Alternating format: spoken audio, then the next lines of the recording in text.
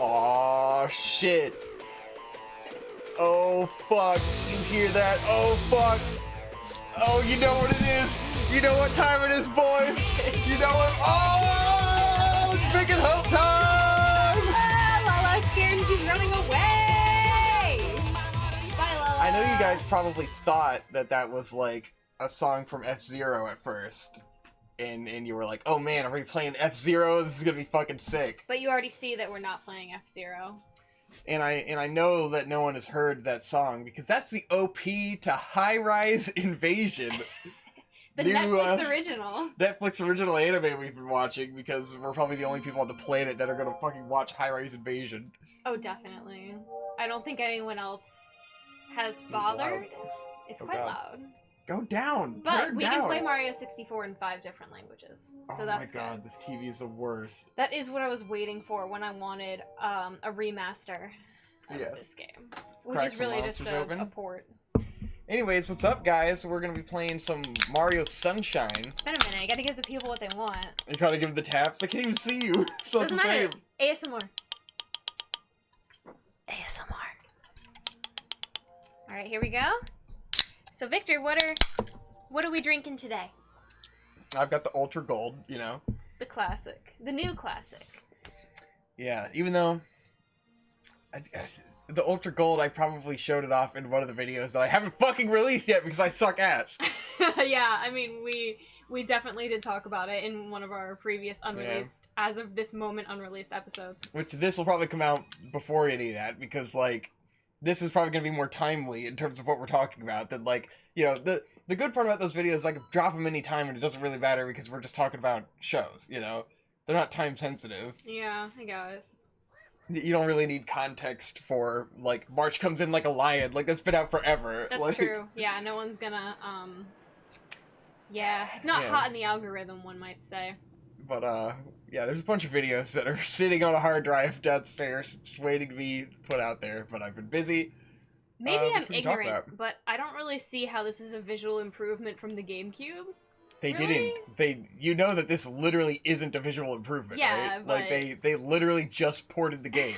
It's literally an emulator. It's kind of amazing how much it isn't an aesthetic improvement. Yeah. It's just a GameCube. This is what everyone complained about. It's literally an emulator.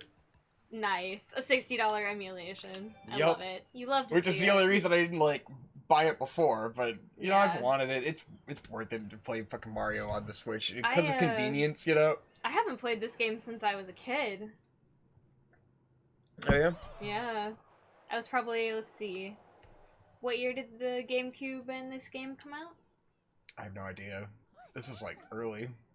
Oh, you can't skip the cutscenes. Why? Get ready. God, why? Why did I choose to play Mario? Mario thought he was gonna have a chill-ass vacation with Peach, and he was finally gonna have a chance, but, nope. Not but today. yeah, it's like, it would have been really nice if Nintendo went and did, like, a HD re-release of these fucking games, but no, they just slapped them out. Whatever. This is pretty, yeah, it's literally just some fucking kind of offensive. Shit-ass 16:9 upscale of, like, it probably looks better on the GameCube. Honestly, probably. Because it's probably just stretched to fit this fucking widescreen. Yeah. But, yeah, so I haven't played this, probably since middle school. Nice. I played it sometime in adulthood. I think it's one of the games that, was, essentially stolen and sold off. Nice. Because we used, do you like Peach's polygon arms? Uh-oh. It's doing the controller thing. Uh-oh. Gotta unplug and replug the controller. It's just like playing on the GameCube. This is amazing. Woo! I love it. There we go.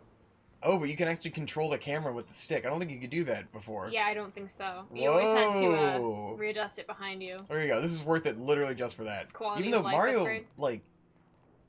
Why are his arms have, like, jiggle physics? He looks kind of fat as fuck in this game. I'm not gonna lie. Maybe you didn't appreciate how thick he was in the GameCube because of the reduced graphical fidelity.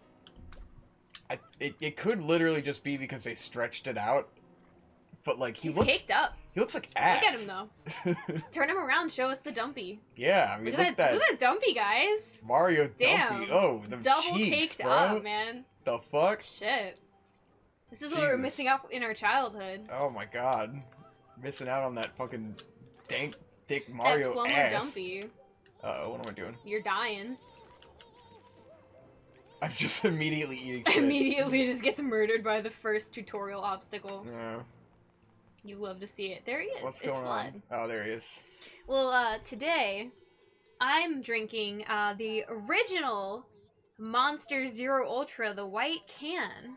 Yeah. I picked this up yesterday and tried it because I found a TikTok channel who this gentleman is a sommelier, and he just reviews energy drinks. Is he actually a sommelier? He's literally a sommelier. Okay. Yeah. I thought he was just being an asshole. He literally is, and that's why it's funny. I see. He's literally a sommelier, and he reviews different energy drinks, and he like gives you the nose and then the palate, But and he's then gives you joking, his final right? review. He's just saying goofy shit. No, I see. he's literally a sommelier. So these are he was real literally impressions. just being a joke. But it's funny because it's something low class, like an energy drink, when he's a high class sommelier. That's the juxtaposition of these two things is what creates the comedy. Yeah, but however, he also did says actually funny make stuff, me want though. to try this white monster. Like he's reviewing the Ultra Gold, and he's like, yes, it's very pineapple bodied. It's got a strong pineapple. It's got the skin of the pineapple. Maybe even the leaves of the pineapple. Like he's obviously joking. How much of being a sommelier is saying dumb shit like that seriously? Yeah. 90%. Yeah, you could say, yes. Anyway, it doesn't matter. That's not the point. The point is he made me want to try this white monster, and it's pretty good. I like it. Let's fucking do this. Yeah, but I tried to play this game as an adult on an emulator on the PC. But the problem is that this game uses, at least on the GameCube, it used pressure sensitivity from the triggers to gauge how far the flood shoots.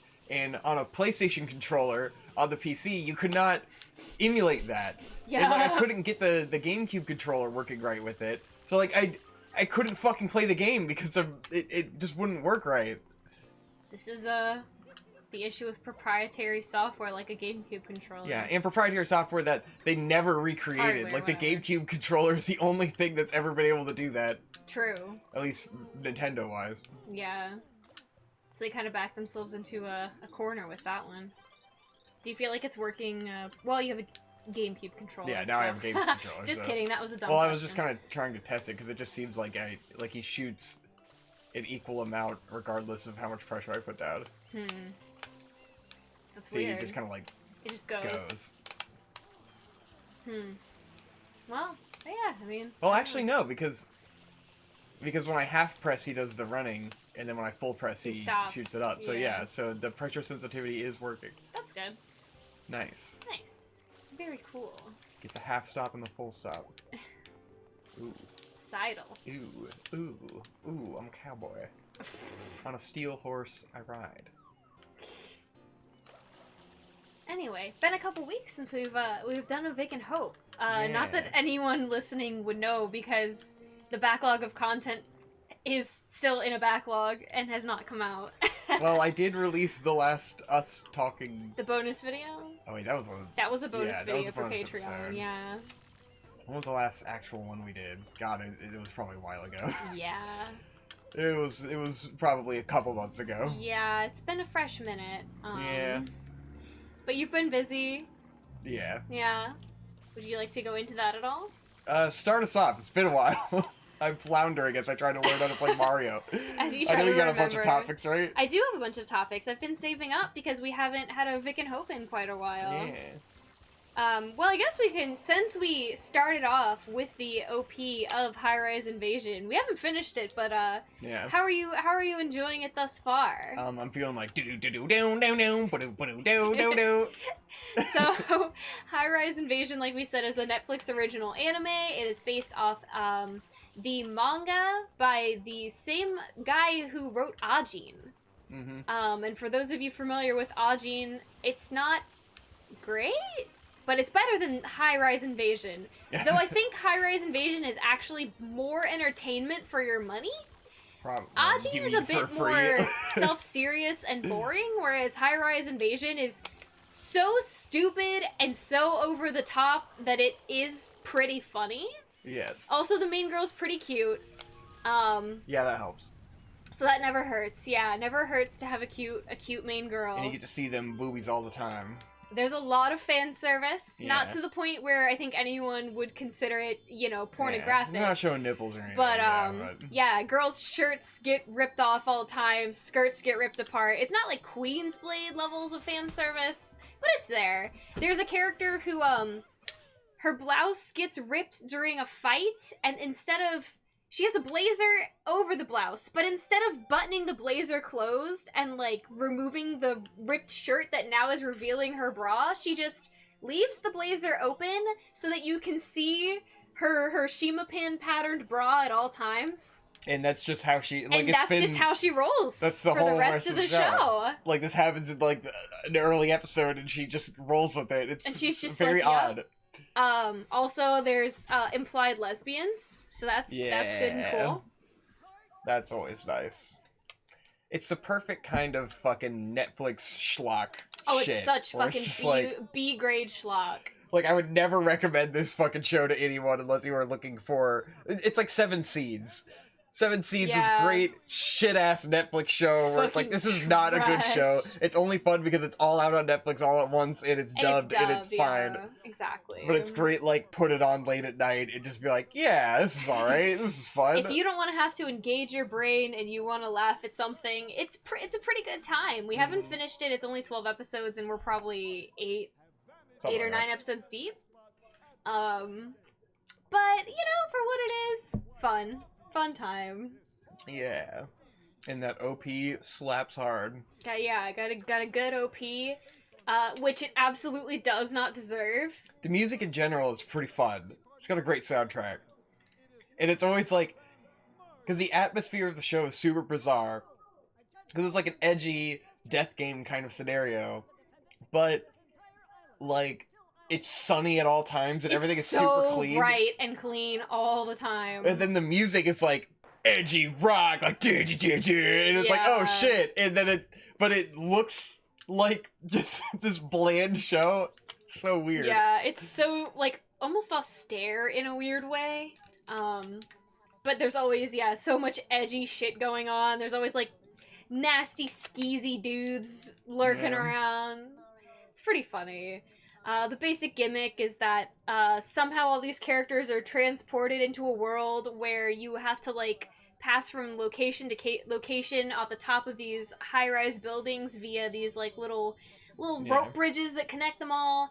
And there's some sort of underlying plot about it's a place to raise a god, to, like, start a new world. To find the one who's closest to God. And then make them a perfect god. Yeah. And in order to serve that purpose, there are masked characters called angels who are...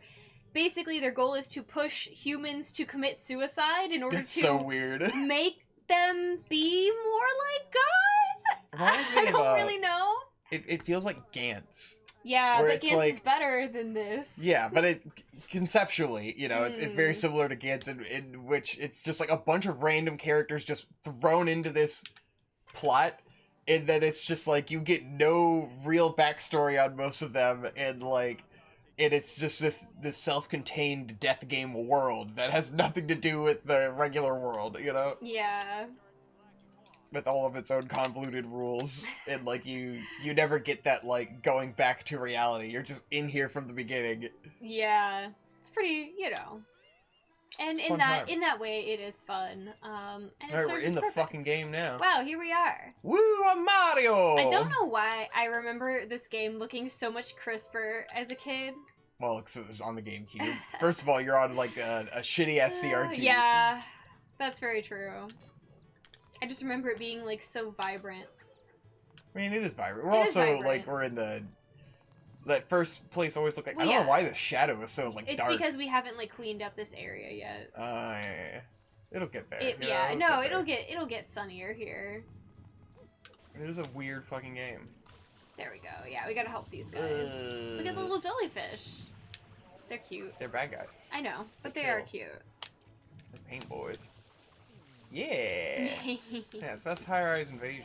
High-Rise Invasion. It's pretty fun. Time. Speaking of Netflix originals, we watched Pacific Rim: The Black. Oh yeah, yeah. Anyone I figure else out there give a shit about that? I don't think we'll do a full video no, on that. 'Cause absolutely there's nothing not. going on. There is nothing to make a full video about in yeah. Pacific Rim: The Black. I'm sure there's like lots of weird Pacific Rim kaiju fan stands who are excited about it because they like it's the kind of thing where it's like I can really imagine a bunch of people being really excited about this coming out, and I don't understand why. And there's probably a bunch of people who like it a lot too, and I don't like. It's just one of those fucking things where it's just not good, you know. I've never heard anyone talk about this show. I've never heard anyone be excited for this show. I'm not really sure who it's for, but it's already been confirmed for a second season. Of course. Because it ends with a fucking complete cliffhanger. Just like, why? So, why couldn't you just make a little OVA story and call it that? For context purposes, Pacific Rim: The Black is a sequel to the 2 live-action Pacific Rim movies, the first one being directed by Guillermo del Toro, the second one having nothing to do with his original vision and being an abomination. And the only reason anyone liked it is because Jeff Boyega, or whatever the Star Wars boy's name was in it, and I firmly believe that's the only reason anyone gave a shit about that movie. I mean, it was fun visually, but it was dumb as fuck. It was not great. Yeah. I mean, the thing is, it's not a good IP, you know? Pacific Rim is not a good property. Like, the original is fun, but it is corny as fuck. Well, like, the original was super corny. It had a lot of great ideas, but... The wholesome corniness is a good time for me. It's... Yeah, but it was also... The second movie doesn't capture that. The first movie was a novelty film. Like, it didn't need to be a franchise. Yeah, it was cool because it was so out of left field at that time, where it was just like... Because it was so self-serious, and, like, it was a kaiju battle movie made in Hollywood. Like, it just didn't happen, you know? This was before Godzilla 2016, you know, and like before we started making more of these kinds of things, and it was like coming off the heels of like the shitty ass Transformers movie franchise, which was like an abomination, you know. Yeah. So like it was really cool that it existed, and it tried to like pull in like this giant robot versus monster thing going on. And it was cool for one movie that they fucking it definitely goes didn't on need too long. To be a series. It didn't need any sequels. It didn't need any spin-offs. It was supposed to like run after Mario, right? Okay. Yeah, it needs to be a one and done situation. That being said, the first one I really liked. So you know, take that for what you will. I thought I got it. This series, however, I don't know if I can call it anime, because even though it is animated by Polygon Studios, who did Knights of Sidonia and all the, you know, big CG properties like that, it seems to be completely written, directed, and otherwise staffed by Americans. And it isn't an option to add to your MAL, which means it makes me think that people don't perceive it as an anime. Right? Yeah. So I'm not really sure how to classify this. If it's not on my anime list, it's literally If it's not on my anime list, it's not anime. That being said, I mean, visually, it's pretty competent, as you would expect from Polygon. The characters have a weird, like, snappiness to their facial expressions and the way they gesture that is really reminiscent of, like, Ruby? Yeah. For some reason? It's odd, because, like, I guess Polygon... it's the American touch? I don't know. Polygon has always had the odd style of, like, they started off kind of looking like ass, you know? Yeah. They always had that, like, shitty, horrible frame rate. And, like, that was people's main criticism of it, was that it's, like, they had flat expressions, they had this terrible frame rate because they were trying to emulate, like, the anime frame rate of, like, 12 frames per second as opposed to 24 frames per second or whatever, or 60 frames per second. Right. And, like, they've gotten better at that, and they've, like, I feel like the Godzilla movies didn't look bad with the frame rate and stuff. That was kind of like the pinnacle of the Polygon style, was, like, the Godzilla movies on Netflix, which aren't amazing movies, but they're fun, you know. There's some cool stuff in there because it's fucking Butch Gen. And this one just didn't really look like a Polygon thing because it didn't have the same sort of like atmospheric filters and background design and like character designs. Like Polygon characters always have looked exactly the same. Yeah. And so it really didn't look like those. It looks more like the Dragon Prince, but with a better frame rate than that. Yeah, and I think if the character models looked a bit better than Dragon Princes do. Yeah, and it's like, I think, like, to an extent, it looks better than most of the Polygon properties because, like, they have a history of kind of looking like ass. But also, it's got that, like, awful Ruby sort of, like, gestures to the characters that I really don't like. and I find them kind of really stupid and cringy. Just a little bit over the top, where it makes the characters feel like cartoons, but not in a good way. Yeah. But that being said, voice acting, fine. The characters themselves are pretty dull. Nothing to really write home about. The main character, Taylor? Taylor! The main boy, Taylor, and then the main girl, Haley. They're brother and sister. Their parents are Jaeger pilots. They possibly get killed and or are missing. Ooh. When they're kids. They grow up in this weird valley in the middle of Australia after kaiju have taken over Australia and destroyed it. Yeah, and that made it the black somehow. They never defined what the black meant. The black is basically the term that they use when the military has given up on that zone and they just drop everything. They're just like, fuck it, we're leaving it all, the kaiju I kind of can got have it. that like impression, but then like it's just weird the way they handled it being the black. Yeah, I mean, you know, they don't expressly tell you what the black means, but by watching you get that idea of like, okay, it's the black because no one ever plans to come back here and like try and reclaim this place. Got it. It was just odd the way that when they were like, oh, it's become the black, they were like, it looked like nukes were falling from the sky or something. It's like, did they nuke it all? I don't understand. They clearly didn't nuke it or people wouldn't be alive. Yeah. It's quite odd. But, yeah, so while they're living in their little Land Before Time Great Valley of Sanctuary, yes, Haley happens to fall through the ground into an underground training simulator for Jaeger pilots. Yes. And that's how she and her brother end up piloting this Jaeger with no weapons.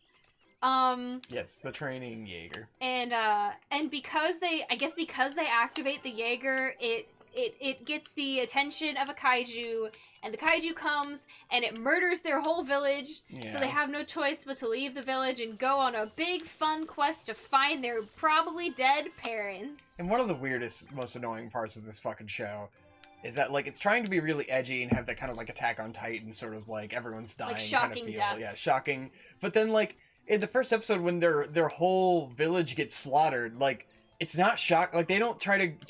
There's no gore in that scene. Yeah, there's no gore in the whole shocking. show. Like, all of their really. friends die, and it's like, you wouldn't even know if they weren't saying it.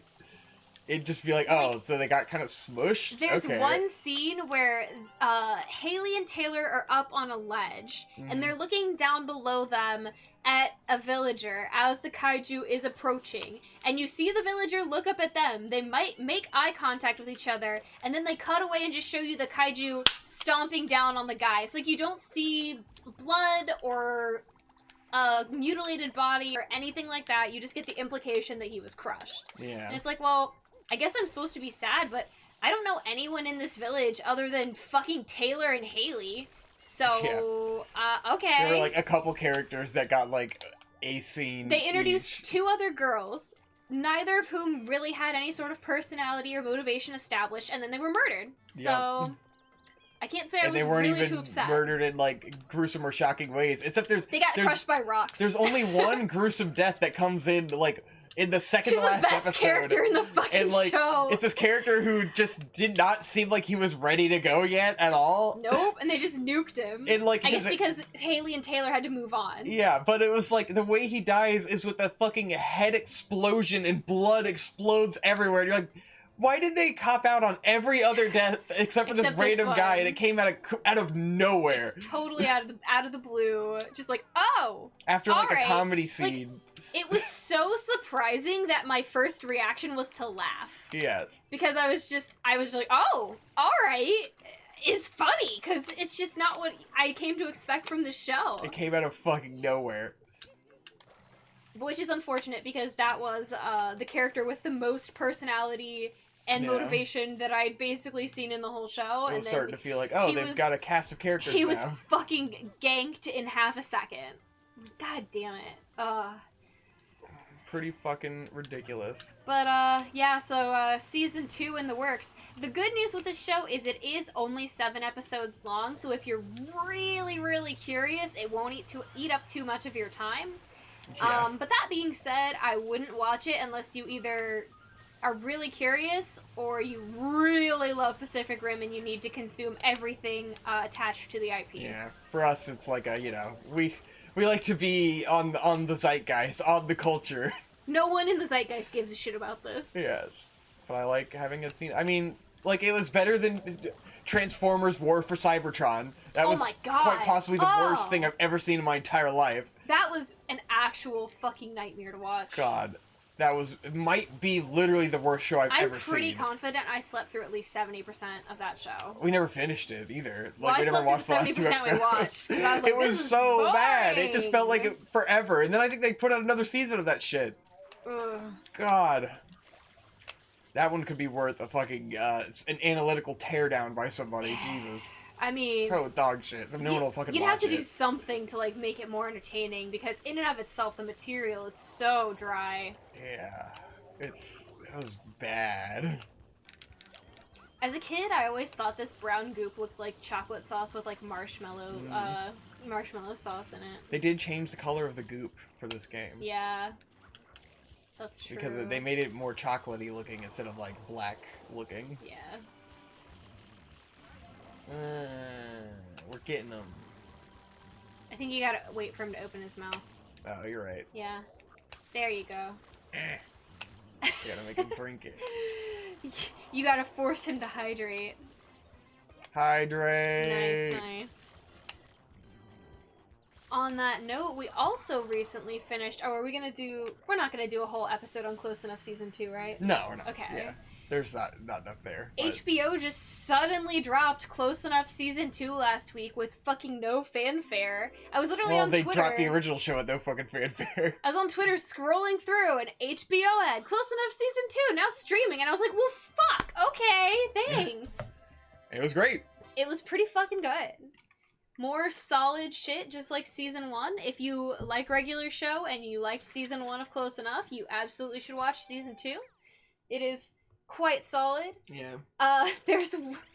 When I was watching the trailer, I, like, was just fucking dying in my room at work by myself watching this trailer, because there's a scene where fucking Josh and Alex come in and they're carrying this fucking ratty-ass couch. and Josh is like, oh man, check out the sweet street couch that we found. And his wife stands up and she's like, oh hell no. And he looks at her and he's like, but I want it. And I was like, oh my god, this is such a fucking Victor interaction. This is exactly what it would be like. Yeah. I'm sure we've had this conversation about many things. That's basically our in which Victor life. just says, but I want it. And it's like, yeah, but you don't need it. The street couch. You don't need it. Yeah. Where are we gonna put it? It's a street couch. It's a good couch. It had a ghost in it. But, yeah, great show. It's like the perfect, best iteration of the Family Guy sort of content formula that exists. Yeah. Where, like, each episode plot is, like... Because it's a combination of being, like a Family Guy or a Bob's Burgers, but through the lens of an episode of regular show. Yeah. Because it's, like, story beat-wise, it is structured just like regular show. Like, it's just a different version of regular show. It's almost like a continuing, like, spiritual sequel to regular show. It definitely is, yeah. Spiritual Which is sequel. good, because it's regular show has a great formula and great writing, and it's solid. So it's like, just keep making that again, you know? It's kind of like how Family Guy has its formula, American Dad follows the formula, Cleveland Show, like, they just recycle the same shit with different characters, you know? Yeah. And there's some validity to that. Sometimes you land on something so good that you could just create it a million different ways. And so at a certain point, it's like, oh, well, we ran out of ideas to do with these regular show characters. We can still take that formula and apply it to new characters with new situations. Yeah. So that's kind of what Close Enough feels like. Except, the best part of it is that they keep the fucking 15-minute episode format from... Yeah. Like, from children's cartoons, because usually these adult cartoons don't follow that format. They'll do the half-hour block. And so they have to get very convoluted with subplots and bullshit, and everything's always way fucking padded out, and it takes forever to get anything done. And so it's like every episode of Close Enough is like a 30-minute episode of Family Guy condensed into 15 minutes, and there's no time wasting. It trims out all the fat. That's one of my favorite parts, is that it just goes. Yeah. You understand the premise very early It's on. so streamlined and just into the stuff yeah. that's actually fun. No time wasting, no bullshit subplots where you're like, alright, well this is funny, but now I gotta cut back to those guys and they aren't funny. Who cares? Yeah. It is truly the superior iteration of the formula. And there's not a lot of shitty characters. They're all pretty good. I'm not the biggest fan of like fucking what's his name, the professor? No, he's funny because he's the repairman Oh, guy. yeah. That's Yeah, definitely he's, the weakest character in my opinion. But he's like the muscle man of the show. Yeah. It's like, alright, muscle man episode, not bad. Muscle man's better than he is, but yeah. but muscle man had a lot of time to grow. Exactly. But it's like, there's always going to be the character where you're like, this is one of those where I feel like the creator likes this guy so much more than I do, and so you just have to kind of tolerate it. Yeah, and yeah, I don't dislike him. He's just one of the weaker characters. And he doesn't have chemistry with the other characters, so it's not as interesting to watch. Whereas like the older guy is always funny because him and Josh, the main boy, have good chemistry together and they'll do funny shit. Versus the other guy is just like, it has to be his own episode with him and his mom, and it's like, not as fun and charismatic. Yeah. And then it's those kinds of, I'm not a huge fan of absurd characters that kind of never follow a logical through line in terms of like what the fuck their personality is gonna do in a situation, you know? Yeah. This kind of feels like, well, this is a wacky guy, so he can just like do a wacky thing. He can just fit into any situation and do whatever. Yeah. He's not super consistent in well, like definitely we have how like the least intelligent characterization of him, so he has the biggest freedom to do whatever. Yeah. We got the boss. Yeah, he is. Oh, he's gonna it's eat Petey the shine. Piranha. Fucking fat ass piranha. Ay, he's a baby. Don't judge him. But he's so big. Yeah, but he's a baby. He's wearing a diaper. Yeah, what that is? It's not a Speedo? I'm pretty sure it's a diaper, bro. I'm like fairly confident he's a baby. We got to the first boss. Uh-oh, it's boss time. Ah! There's some really cool bosses in this game, though. Yeah. I'm getting the hang of it. It's taking me a minute to get used to the fucking controls. It feels like... Ah! Oh, that's right, he barfs. Cool. You love to see it. Yeah. This is vomiting ass boy. Do you want to give a, someone had asked for a, update on thoughts on Yashahime, and we have watched a little bit. Yeah. Would you like to give an update? Yeah. Because we'll finish it eventually. Sooner or later. Like, maybe later. Yashahime is actually shockingly terrible. I mean, I'm not surprised by this. But it's like, it's like you knew it was gonna be bad, but it's like worse than I thought it was gonna be. This is about what I thought we would be dealing with, so... Yeah. It's like, hilariously incompetent. It's absolutely extremely frustrating. Vapid. It's so fucking vapid. It's just... It's like if you took the worst, least interesting episode of Inuyasha you could possibly think of and then just made it a bunch of times. Yeah, well, and if you took the least interesting characters. Yeah. Because it's just like we were talking about, fucking Setsuna and Silver-Haired Girl are too similar. Yeah. They don't really have any aspects to their personality that make them, like, interact in an interesting way or clash. The only one who adds any kind of spice is Moroha, but she doesn't really have much to play off of, so it ends up not really being as effective as it could be. Yeah.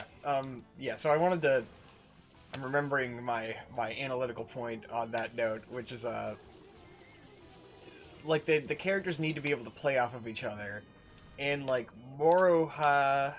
She's the red one, right? Yeah, that's Inuyasha. It's Girl Inuyasha, yeah. Yeah, so with the dynamic of, like, Inuyasha, Kagome, Moroku, Sango, like, you have, like, you know, the girls are both kind of more voice of reason, Inuyasha's kind of an agent of chaos, and then Moroku is, like, you know, the fuckboy Joker guy. And so, like, Joker, you can... they play off each other well. Because, like, you know how they're gonna interact. Like, Inuyasha could do something and then Kagome's always gonna be like, "Oh, you piece of shit," Sit, and, like, boy. and get mad at him, you know? And there's an interaction there, you know? The Moroku touches Sango's ass and he gets slapped. And it's like, there's a give and take. There's chemistry in certain situations. They can do bits and stuff. In the moment I saw the show failing completely is when Moruha goes up to Setsuna and she's like trying to fuck with her and she like puts something in her face, but then Setsuna just kind of goes like, No, she does that to the silver-haired girl. No, it was the blue girl. Are you sure? Either way, I mean they're the same fucking because character. when the silver-haired girl is riding the bike and Moruha is sitting on the front of the bike and puts her butt in her face, is that what you're talking No, about? I was thinking of a completely different situation. No, okay. So I was like, that was almost funny, except and, like, she didn't do yeah. anything about it. So I was like, That's well, the thing. It's like the Alright. characters don't react to her doing anything. So like you have the one goofy character and then two completely serious characters, but they don't. and they're totally unflappable. Like nothing Yeah. phases them. They don't react to anything going on. So you can't have the goofy character being goofy because they're just being goofy in a void. It's like Pikachu fucking around in the background, you know? While the other characters just absolutely ignore it and don't interact at all. Pikachu fucking around in the background. Yep, that's a pretty good way to put it. Mm. It is a shame, and I never thought I would, like, fucking say this, but I almost wish that, like, maybe not Moroha, but Setsuna or Silver-Haired Girl, whose name I keep forgetting, I wish one of them was a guy, so there could be a Yeah. change-up in a dynamic of some kind. Because it's just so static the way it is. It's so Yeah. dull. Those two have the same personality. They are completely, like, inert, not reactive. Moroha is the only one who does anything remotely interesting. Has any kind of personality. The balls are inert. The balls are inert. It's quite the shame. And then the fucking whatever bits of the villain that we've seen thus far, so dumb, Yeah, dude. it's like taking a long time to get to the bad guy, but they keep like hinting at a bad It's guy. like, it's the There's no the, plot. The pirate guy, right? And there's the other aspect of like the characters all have like powers that have yet to be defined and swords that have yet to be explained, and like you don't understand. You can't have any sort of like narrative tension because there's no rules to what they're doing, and you have no frame of reference for like what are they capable of? What's the goal here? That was Like, my other problem is you don't see them earn anything. basically the only one who ever fights is silver-haired girl, and her weapon is just some sword, and so she just swings Moroha some fights, sword around. Like, and But any battle she's got that really some sword. matters. Like, but none of the battles have mattered at all, and no one does anything. It's They all like- just have like. There's no Random Tetsaiga, shit. there's no wind tunnel, there's no, like, distinct power for each character Yes. to, like, really make you understand what things they're good at, what their limitations are, you know, what their personality kind of leads into their abilities. It's just, I have a sword, and also, I have a spear, and I have a sword, and it's like, alright, yeah. And then Setsuna can't go to sleep because a butterfly stole her fucking dreams. Yes. It It is boring. It is quite boring. And you watch it and you're just like, I cannot pay attention to this at all. We even have it dubbed now through Hulu, and it's still hard to watch, even dubbed. Even dubbed. Moroha is not enough to save this anime, unfortunately. Yep. Oh.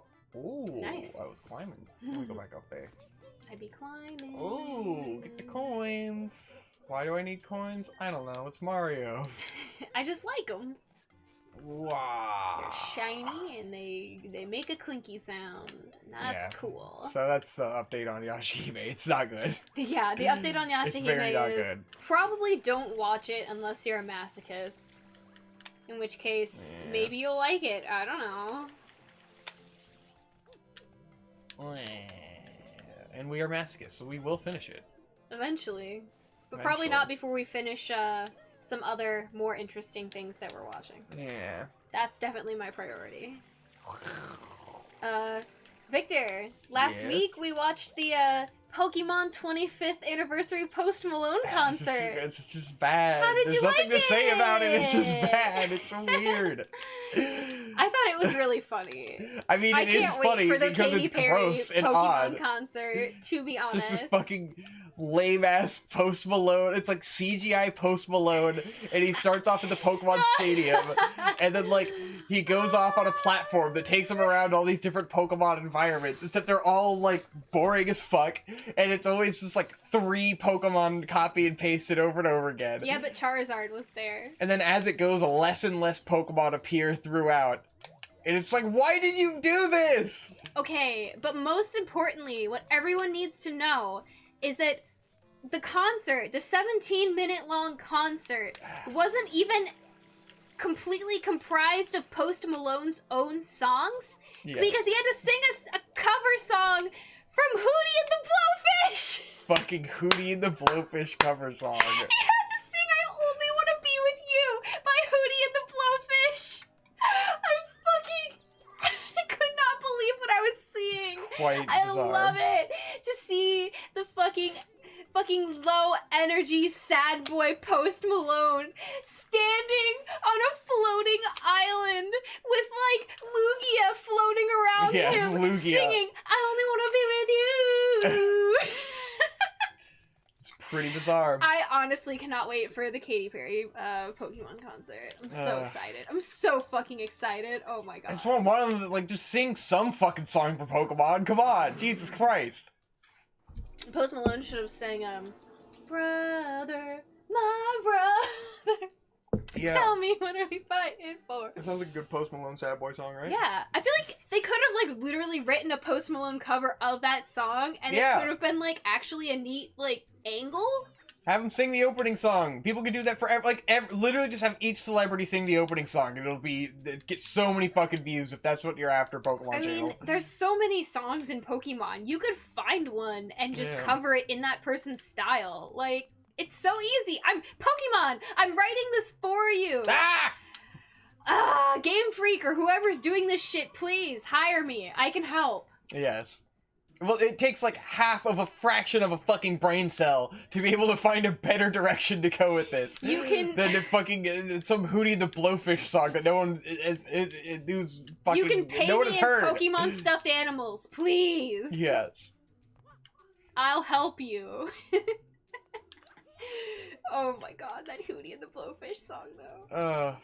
It's like, well, Post Malone, we need you to sing like at least one song that's safe for children that we could like put out on its own aside from this concert. Oh, well, I guess I'll just sing a Hootie and the fucking Blowfish song. Which yes, Need a because mushroom. much like an observant person in our Discord posted No, I want the mushroom. a clip of the Post Malone concert where he uses the word sex in his song, and I was like, oh, I never really wanted to hear the word sex in regards to Pokemon, but thank you, I appreciate Says that. you, bro. A In fucking an Gardevoir, am I right? In an officiated Pokemon event, I do not want to hear the word sex. It's fine if you're on fucking Fur Affinity. Fine. Not on my fucking 25th anniversary Pokemon concert. Stop. I'm gonna post my bone. Malone? Oh, okay. My bone be some fucking Gardevoir, dog.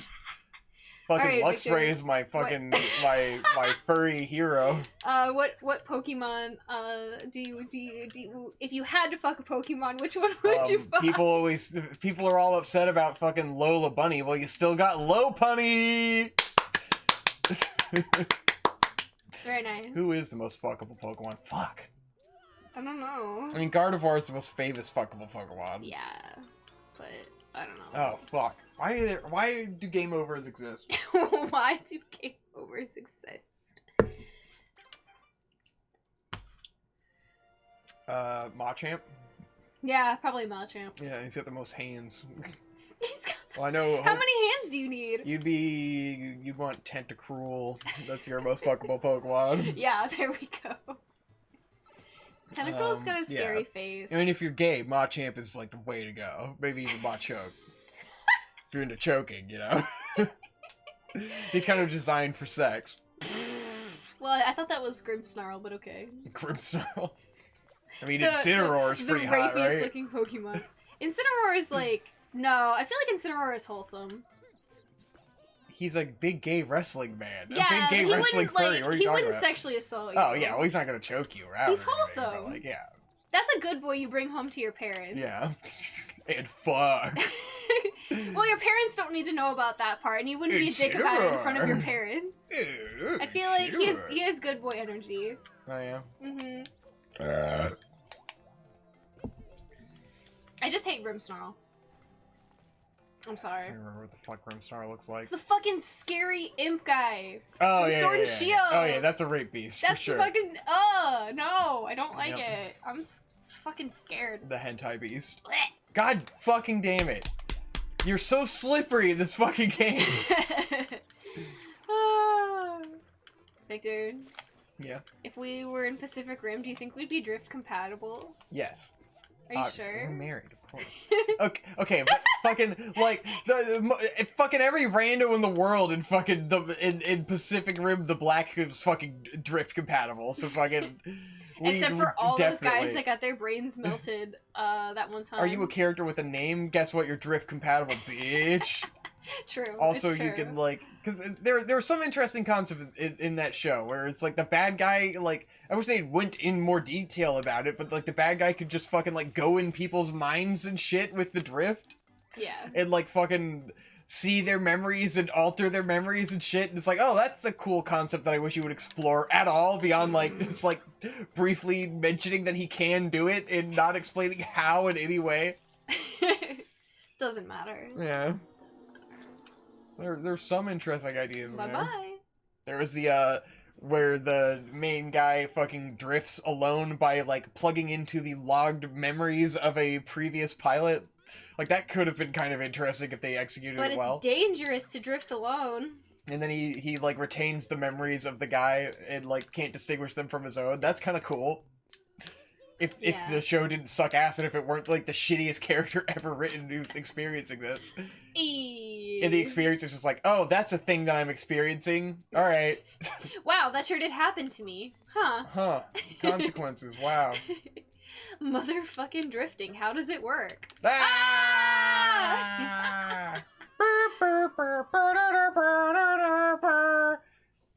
Very nice. Alright, let me try to fucking get through this shit. I was so close, but I wanted that mushroom.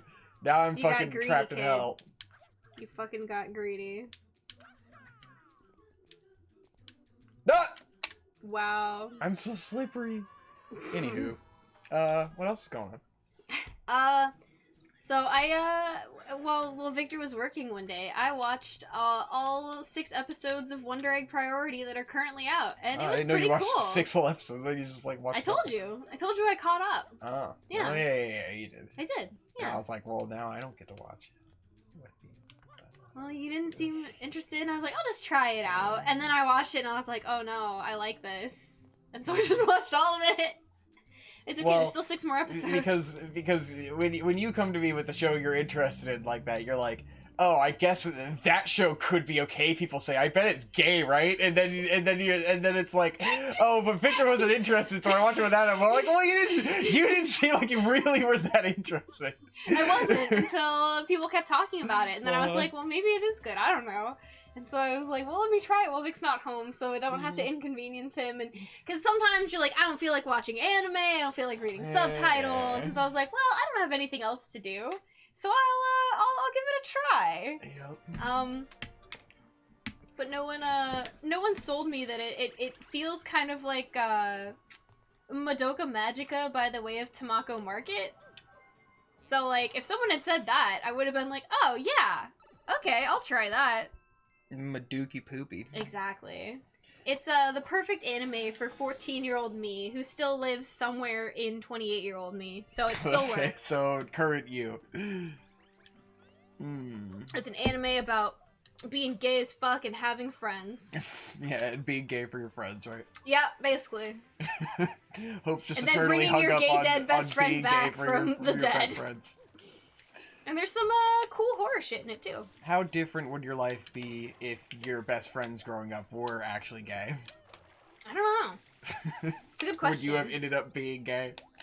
Probably. I mean, I can't rule anything out. You would have been gay as fuck. I cannot You would rule have it been gay out. fast as fuck. You know. If one other friend was like, hey, Hope, you want to, like, try kissing or whatever? And you'd be like, Except yes. I went to a Christian school, and so no one was ever openly gay, ever. Even though Well, yeah, literally gay people were there. They wouldn't have been openly gay. You would have been, like, having a sleepover at home, and this it was would have been like, people, oh, we feel ashamed of ourselves. People literally told themselves they weren't gay until they went to college, and they were like, actually, no, I'm super fucking gay. Because, you you know. know. An experiment a little bit, you know? Because repressing yourself at a Christian school is just what you do. Yeah. That's just the norm, my dude. It's the verb. Repression. It's what you do. That's what Jesus would want. Yeah. You think Jesus wants you making out with dudes? No. Destroy the child. Destroy the child. And Whoa, is that a fucking wind wisp? Yes. Oh, God, fuck me. The answer to me. that question was yes. No! Ah! Ah! The perfect storm. My God. Alright, how many fucking... I need 8? Alright. Well, there's, 2 more. Shit. Shit on my ass. Mario! Mario! Mario! Mario. No! But, Yep. yeah. So wondering priority, I, definitely look forward to, finishing it off. I think I'm gonna let the last 6 episodes pile up, and then, just binge watch them, when Vic has work. Very cool. I think you tell me all about what happened. 'Cause I'll never watch it. Try to vaguely describe it to you in a way that makes little to no sense to anyone. Yeah. It'll be great. It'll be fun. It's alright, that's what we're all here for. Yeah, definitely. Well, Victor, I think it's time. I think we need to move on to what this episode has really all been about. What is this episode really all about? We need Look, I we can need to spin discuss. these things. Yes. Whoa! We need to discuss the most important thing that's happened in the recent news cycle. Oh God. We need to talk about the Lola Bunny redesign. Do we? Yes, Victor, we need to. Oh, jeez. You guys, Lola Bunny's not hot anymore. I mean, she was hot, and now she's not hot. I mean, it seems like I was digging in on the images to be like, was she really that hot to begin with, or is it all just like our memory of it? I mean, it was 8-year-olds. What do you want, man? But it's also like the side to side they use is like the hottest image in the movie, you know? And it's like, well, she wasn't always that hot, you know? Like yeah, that's a pretty sexy Lola Bunny that they use in the comparison, but it's like it's not like the character was like always like turned up to 11 fucking tits out all the time, you know? Doesn't seem like it's really that different. I mean, I think more than anything, it's just kind of insulting because they try to play it off like the new Lola Bunny is like so empowered and like capable when like in the original, if you watch it, like she was like the best fucking player on the team after Michael Jordan. Like she was the only one there that had any level of competency. Mm-hmm. And she like fucked everybody's shit to prove that she was a badass. So it's like, yeah, she was hot, but she was also like the baddest bitch in the room. So yeah. Well, can you not be hot and the baddest bitch in the room? Is that what the message is here? It's because like if you want to be empowered, you have to be not hot? Like what? That is the way that the corporate entities will interpret the progressive agenda, you know? They'll be like, well, no one can be hot now because that's not politically correct. No one can be hot because if you're hot, you're incapable. You're not being body positive if you're hot. Literally a fucking invalid. I think I mostly just hate, like, overall, whatever, fine. Redesign Lola Bunny, I don't really care either way. I hate, like, the face, though. Something about the face, I think it's the blush they put on her cheeks. It bugs me. What is this fucking shitting bird? Like, it's pooping. Like, what do I get from him if I get him down? He's pooping. I killed him. He was just pooping, He just died. All he did was die. I didn't get anything. He shit himself to death. I feel terrible. That's your future. Yeah, probably. I am gonna shit myself to death. Yeah, I guess just the face bothers me. Yeah, I mean, I could give a fraction of a shit. Honestly, though, it's like it's worse than like the Tifa redesign to me, because like with Tifa, it's like this was a character from a game where she was originally a bunch of fucking polygons, and they actually took her and made her like way hotter than she originally was. Except her tits are kind of smaller, so like even though her tits are still big. Yeah, they're still she still like has big old titties. Like, let's be real. Yeah, but they're not as comically enormous as the polygons represented it originally. Versus Lola Bunny is like, well, this character looks almost exactly the same. It was like well realized before, and also you just nerfed its tits and ass. Well, she doesn't have like the long, sexy legs either. Yeah, they made her like short, I guess. She is, yeah, she's short, and her legs are basically the same as Bugs' legs anatomically. Guarantee they're gonna give her a Hispanic voice. Based on that character design, she's Chica Bunny, bro. Yeah, probably. I'm a bad Chica. I'm not sure if that's a Latina voice, but yep, I'll take it. That's fine. It's you know, Latina by the way. She's voiced by Michelle Rodriguez. Yes. Oh man, but you know, I mean, I get where the irritation comes from, but for me, it's just because it's like, well, she was already a fucking badass. This is kind of sending a bad message that, like, if you perceive a girl as hot, she can't be capable. She has to be a plain-looking girl in order to be competent. She has to be a dumb that's a bad thing to teach kids. Well, it's also, like, they have to overcorrect, always, where it's like, oh, well, now all the hot girl characters have to be stupid, you know, because... Bimbos are back in, it's true. Yeah. Because we can't have anyone intelligent be hot, you know, because you don't want them to be, like, impossible to obtain. So they have to be either hot and stupid, or they have to be capable and ugly, you know? No girl has both. Exactly. I did it! Yay! Oh god, now I gotta get up there! Alright, well, then I'll move on to our secondary most important news of the day. Yeah. Oh, but also with the Lola Bunny. It's fucking Space Jam! Who gives a shit? It's gonna be terrible! Everybody get up. It's time to jam. It was bad and it's still gonna be bad! It doesn't matter what the fuck Lola Bunny looks like! But LeBron James! Alright, what's the most important news? Victor, did you hear? Skinny jeans are canceled. Oh god. Usually the Gen Z memes, like Gen Z canceling millennial trends, like I don't care, it's funny, it's fine. But something about the skinny jeans being canceled trend has triggered horrible PTSD in the back of my mind. You need to give context because I guarantee no one in our audience knows that this is happening. So if you're not a 28-year-old woman who enjoys being on TikTok in her free time, the meme is the Gen Z on TikTok, they love to shit on millennials. I don't give a shit. I know that's what the younger generation does to all the older generations. We did it to the generation above us. Well, honestly, the generation below is gonna do it to them. Like, those kids probably aren't even Gen Z now. They're like, they're probably 2 generations deeper, you know? What's... Like, Mungie is Gen Z, you know? No. Well, Z? No, hang on. No. Fuck. It would be like they've already restarted the alphabet. Oh, it's like... right. Are they? Oh my god. I saw someone post on Facebook recently about how it's like we're like 12 letters down from fucking Gen Z already or some shit because the generations are like way faster than people think.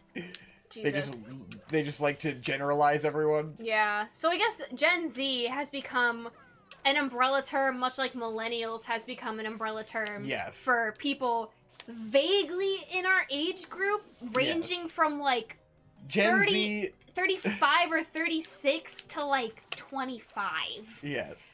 Gen Z has just become the term for young people like millennial was the term for young people. You know? Yeah, very much so. Anyway, the Gen Z trend on TikTok is to clown on millennial fashion and the way millennials, you know, do their hair, do their makeup, all that shit. But then, like, emo's back in, right? So, like, what the fuck? However, I will admit the way that Gen Z has taken the emo style and improved upon it is good. Yeah. Well, they have access It's much better now than when we experienced it. You know? I didn't actively participate in that shit, but it looks so much cooler now than when we were younger. Because there's the evolution of things when you take a retro style, like when you look at like the Teddy Fresh brand, like it looks a lot better than clothes from the 90s. It's inspired by shitty 90s like color block shit, but it looks a lot better because it's got modern sensibilities. So like of course the emo's gonna be better now than it was then, but it's still mid-2000s emo styles, you know? Yeah. I mean, yeah, it's very much, like, based on the scene emo shit that we grew up having to deal with. which I always thought Seed kind of looked like shit, but that's just me. Yeah. Anyway, so, you know, they love to fuck around, like, cancel side parts, cancel doing your fucking eyeshadow this particular way. Dumb shit. They just have to ruin everything. Fucking middle parts. Ah! Which I have a middle part, so... Well, no, you have bangs. But my hair is parted in the middle. Yeah, but if you didn't have bangs, you wouldn't part it in the middle. You wouldn't just wear your hair with the middle part, because it's gross. It looks terrible. I also it's like don't think I would want to live without sin. bangs, so... I hate it so much. You need bangs. I couldn't imagine my life without bangs now, because I've had them probably longer than I haven't had them. Yeah, true. So I mean, your hair that's a looked strange good thought. when we were in high school before you got the bangs, and you didn't have a fucking middle part. You parted it to the side. You had a side bang swoosh. Yeah, but I don't know. I don't really like that. I don't think you'd go back to it. No, but, I like, definitely wouldn't. I'm just saying, you looked good. You didn't have you weren't parting your hair in the middle like a fucking freak. Well, like I a appreciate lazy, it because like a lazy I idiot. do not like that look. Yes, I know you want to hide your forehead and eyebrows. You can see my eyebrows right now. True. Yes. I don't mind my eyebrows. Yes. My eyebrows are not an issue. Everyone's always told me I what's have the very issue? nice eyebrows. What's the issue? Huh? What's the issue then? I just like having bangs. True. I mean, you're cute. My forehead's fine. I don't have like a weirdly shaped forehead or You have or like a anything. pretty accessible forehead because it's like a normal small. fucking Yeah. forehead. Like it's fine. I just like having bangs. But anyway, but I always, you know, it's always funny to see them canceling fucking whatever dumb shit until it became a big trend to cancel skinny jeans. And I think because I grew up in an era where, first of all, we grew up in the era of, like, fashion was being obscenely thin. Yes. There was no fashion. The fashion was you weighed 100 pounds and you could wear anything and you looked cool. Yes. I mean, that's was never still thin. current, but No, Oh, that's true. Yeah, people it's have gotten not like bigger. it used to be. No. I just mean that you can still be 100 pounds and wear anything and be fashionable. Oh, I mean, that's yeah. always going to be the case. Yeah. If you're super thin, you'll always be able to wear anything. But in that time frame, like the Kate Moss era, where it was like literally Yeah. that your body was the fashion statement, not the clothes you were wearing. Mm-hmm. And the fucking, like, whale tail thongs, the fucking Ew. horrible cutoff shirts, the super low-rise jeans, that if you had any kind of fat on your stomach or your yeah. sides, it was like it was a pooch. You were pooching. You were pooching and you felt like shit. Mm-hmm. You felt like shit basically with anything that you tried to wear. So Oh, look, I can see the other places. when, like, having a normal body and, like, having a butt and having jeans that, like, actually look good on you came into fashion, that was a huge relief for people like me who had normal body types. Yeah. So something about here, like, the skinny jeans cancellation triggers a deep PTSD in my soul and reminds me of a time when, you know, you had to be 100 pounds to be cool, and you wore fucking gauchos, and oh my god. Oh, it's so stressful. Yeah. It stresses me out. Oh. I never woo! want to go back there. Yeah, it's pretty bad. I never, ever, ever want to fucking go back to that place. Young people need to fucking take a seat. It's like, let me tell you about what we came from. It's like, and I don't want to say that, like, oh, you're so entitled because you've always had cool fashion and you've always been able to have a variety of body types. But, like, it's a good thing, but it's true. It's like, they haven't had to go through that gauntlet of, like, a decade of being told that you're fat and disgusting because you don't fucking, like, look like Kate Moss. It fucking traumatizes you, dude. Yeah. It's bad. I'm glad they never had to go through that. That's great. That's awesome. But it fucking triggers me when it's just like fucking back of my brain PTSD. Like, reminds me of a fucking time where I hated my body and it was bad and just, You know, well, we're canceling skinny jeans, though, no one so... ever go back to that dark place. Too bad, so sad, canceling skinny jeans, bye. I was like, well, I Skinny don't jeans look are out. good in goofy baggy jeans, so I'm not gonna do that. And I personally hate them. I hate baggy jeans. I think they're disgusting. The thing is, if you don't have, like, a It very makes you look like you're particular fucking 5 style, years you old. just look like someone's mom.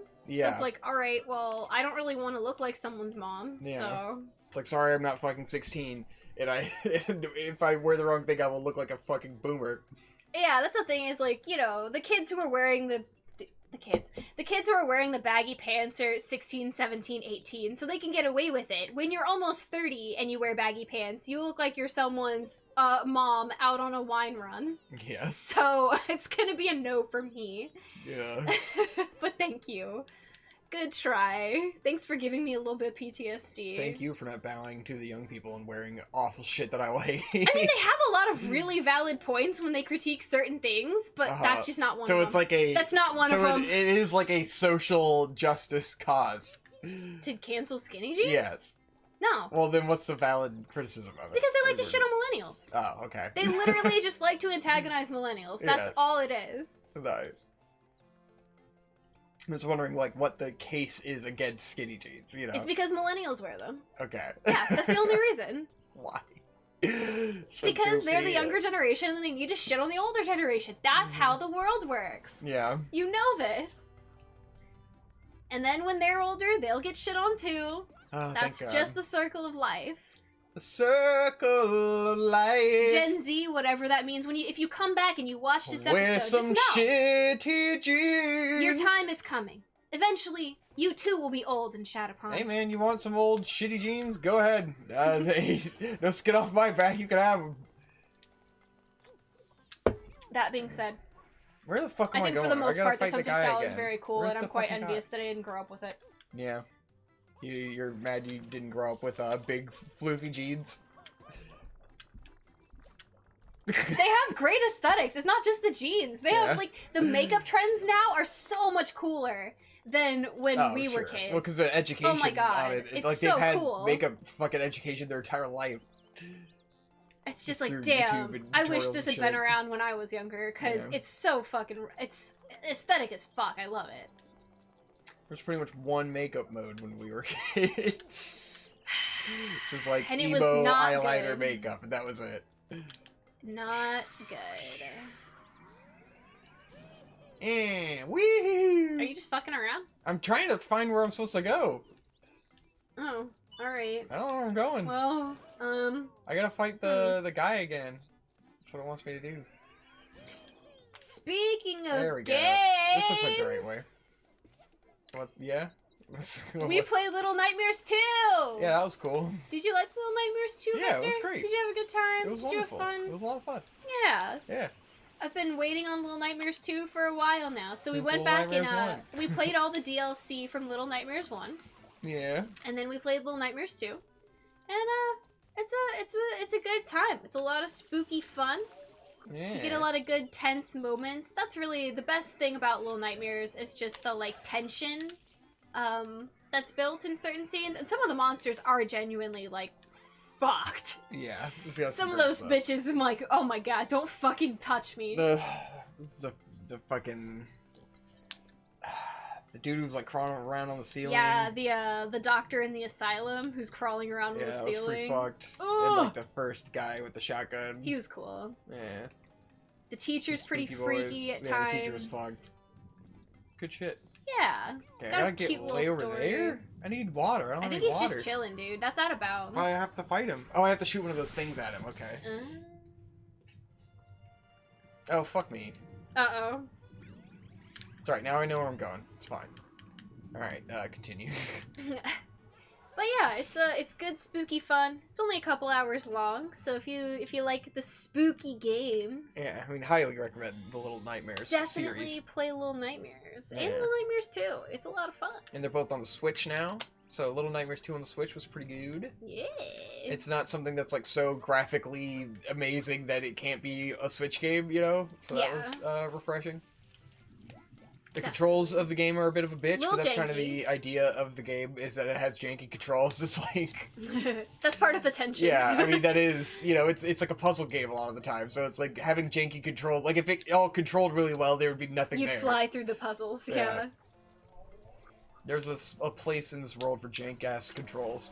Like with this game. There's a place in the world for jank. Or like, as I'm we- just trying desperately to control Mario right now. And that's what's creating all of the challenge. That's what gameplay is. Yeah. Very nice. That being said, when we were playing Little Nightmares and we were talking about playing, I think we were talking about playing Mario Kart or like Mario Party or playing Mario World together. Yeah. And that brought up the topic of why I don't like to play video games, especially with other people. Yeah, it's good to talk about. Because we had a bit of a traumatic experience where I got Monkey Ball. Because I was looking for a game to play with you because like I had been playing all these games alone while we were hanging out and stuff. I'm like, oh, I could play a game with Hope, and that'd probably be fun, you know, since I've been playing all these games. So I was like, oh, I was looking for a game for us to play together. Oh, this will be so much fun. I can play with Hope. And I'm like, I was like, oh, do you want to play Monkey Ball? And you were like, yeah, I'll play Monkey Ball. It sounds like fun. And then we got it, and it's like, the 2-player only lets you play like mini games. It doesn't let you play like the actual base game. So like, all right, well, we'll play these mini games together. And Hope just gets like so mad. So you get so mad at the game. So there's a reason I don't play video games. Like there's a reason that all I really play is Pokemon and like Animal Crossing. You have gamer rage. And it's because I have gamer rage. And I know I have gamer rage. And there's nothing I can do about it. So it's better for me to just not play a competitive game. Yeah. Because I know I will get pissed off. And I will not have a good time. And then everyone around me will no longer be having a good time. And it's just better not to go there.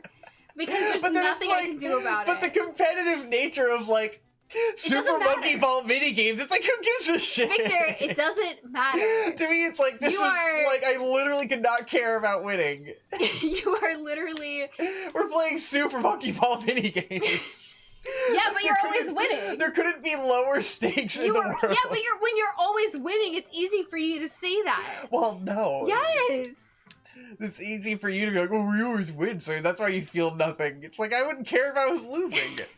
Well, congratulations, you don't have gamer rage, and I do, and that's why I don't play video games with anybody. I want to, like, my analysis of that, because I try to get into, like, why do you have gamer rage, you know? Like, where does it come from?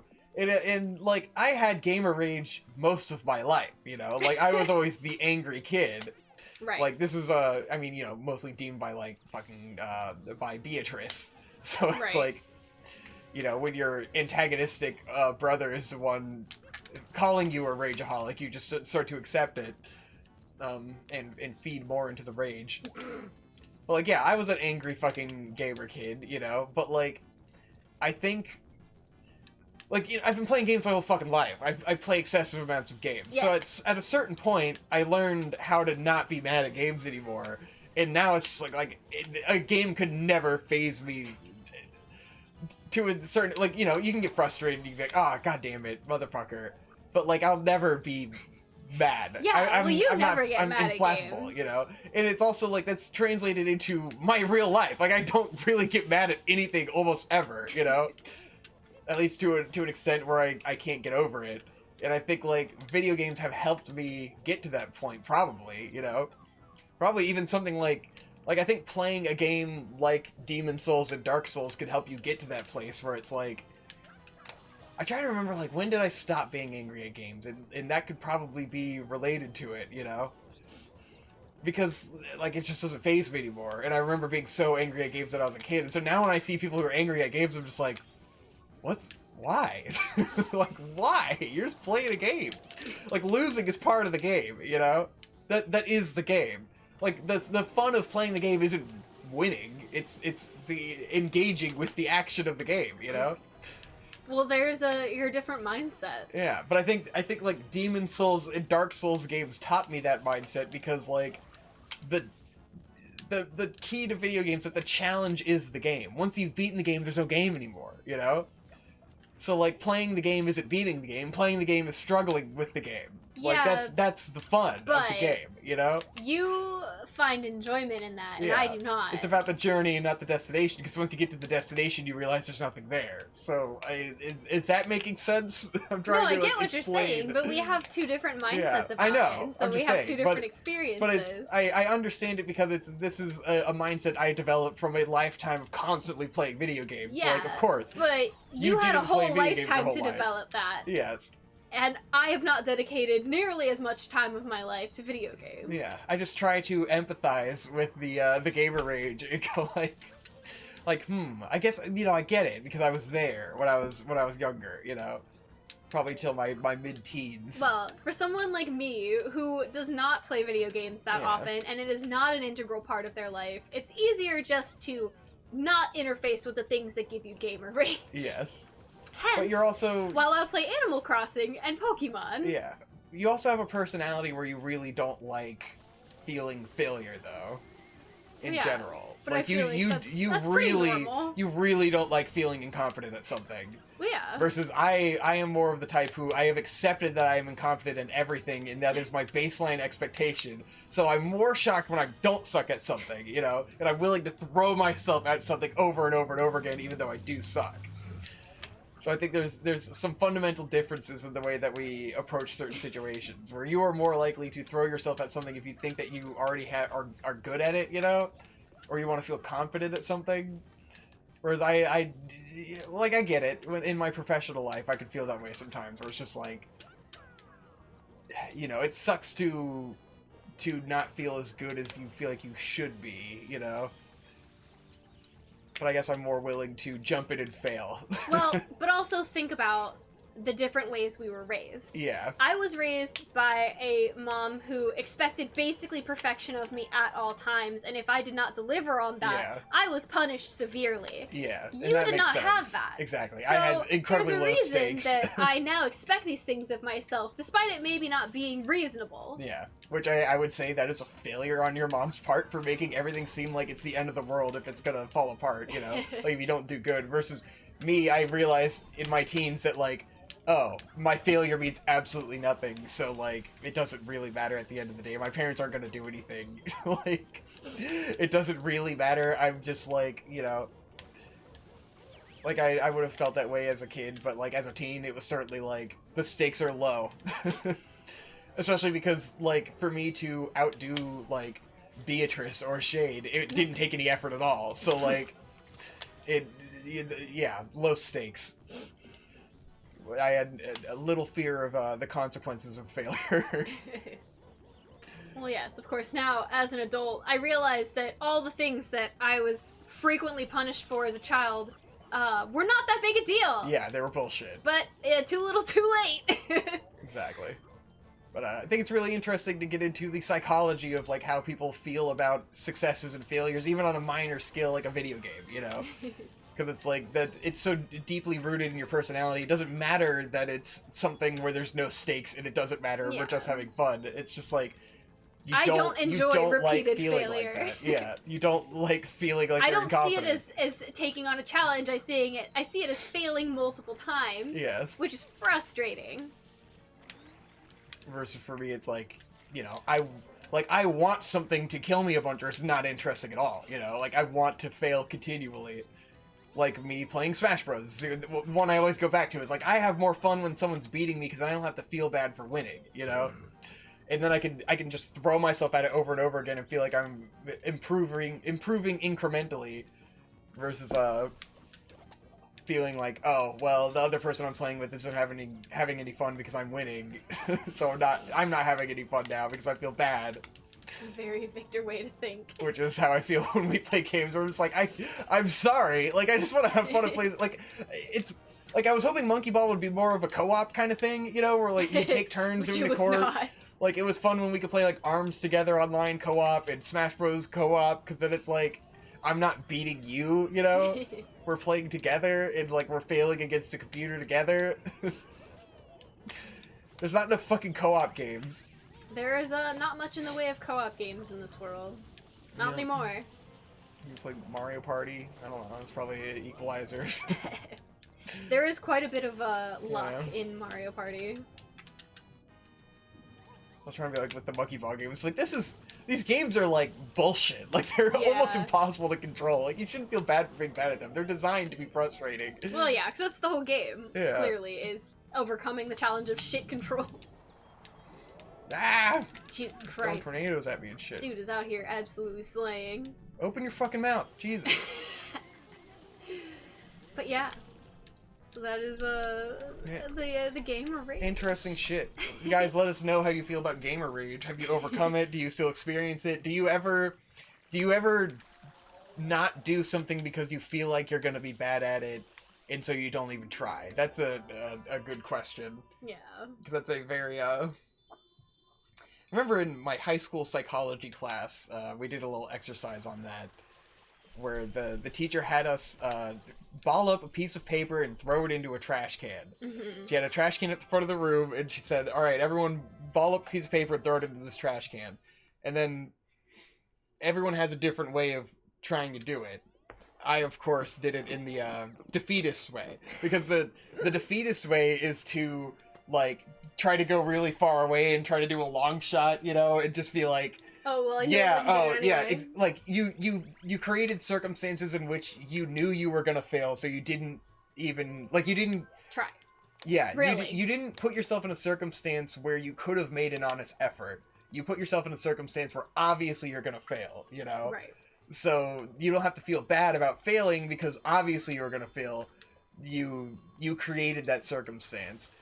Then there's the people who just kind of go up halfway and make a reasonable shot, you know? Like, that's the healthiest way to be. It's like, you walk to a distance, you made a reasonable shot, and then there's the people who just walked up and put it in. Yeah. And so those are the people who aren't willing to take a risk, you know? It's like, oh, well, I know I can just walk up and put it in, so why would I not just do that? I could not take a risk and just do it. Mm-hmm. And that was an interesting exercise. I'm not sure exactly how it translated now that I've explained it. But yeah, it's just a matter of thinking about defeatism. Yeah.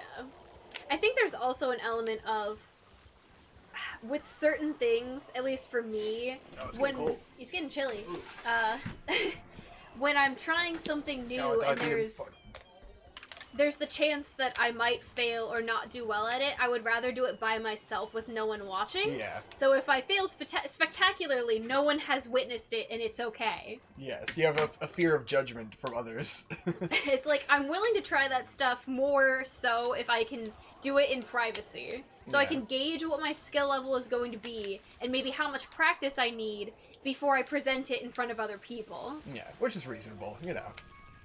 Everyone gets self-conscious about shit. Yeah.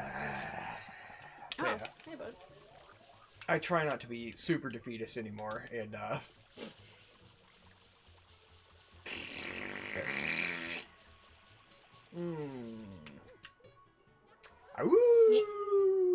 But I guess, you know, it can translate into different things in terms of, like, oh, I want to try to get into drawing, so the first drawing I do, I'm going to try to just, like, from my imagination, draw the coolest thing in the world. And then, you know, I very quickly realize that I can't do that. And so it's like, oh, well, this is just a waste of time. I'm not going to do it. And it's like, well, you should have started with, like, trying to copy something or, like, take reasonable baby steps. But, like, you jumped in all the way at first. And so, of course, you're not going to be good at it. Of course, you're going to feel like a failure because you didn't take the right steps to try to do it properly. Because you weren't that serious to begin with, you know? You weren't making a real emotionally honest effort. Yeah. It's hard. Yep. Interesting topic. Discussion for those of you who made it this far into the video. Now that we're an hour probably and some change in. Yeah. But yeah. Ooh, a secret. So when I was a kid, once you get far enough in this that you unlock the blooper races, yeah, I would literally just come back here and just fuck around on the bloopers for hours. I do remember trying to fuck around on the bloopers for a My while. best friend would come over and we would just stay up late just fucking around on the fucking bloopers. That's something I definitely miss about playing video games as a kid, is that, like, I spent so much more time just running around in the world of these games, like, doing nothing, you know? We weren't doing anything. I spent so much time just fucking around in Delfino Plaza in this game and, like, not having the will to go back and actually play the level, you know? Yeah. Like, you get stuck somewhere and you're like, oh, I don't want to do that. I don't want to do that right now. Part of, like, the defeatism, you could say, you know? I'm just like, oh, well, I don't think I could do this, so I'm just gonna, like, I want to play the game, but I don't want to put in the effort to try to actually beat this challenge, so I'll just go run around in the game. I'm just gonna fuck around on the bloopers for 3 hours. Sort of like playing Sonic and being in the Chow Garden so fucking much. It's like, part of that is, like, not wanting to go back and play the game. Damn, I can't go anywhere. There's so many boxes.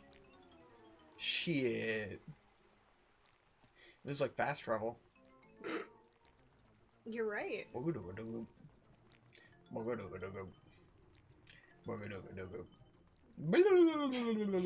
we've also watched some movies recently. Did we? Yeah. What were those?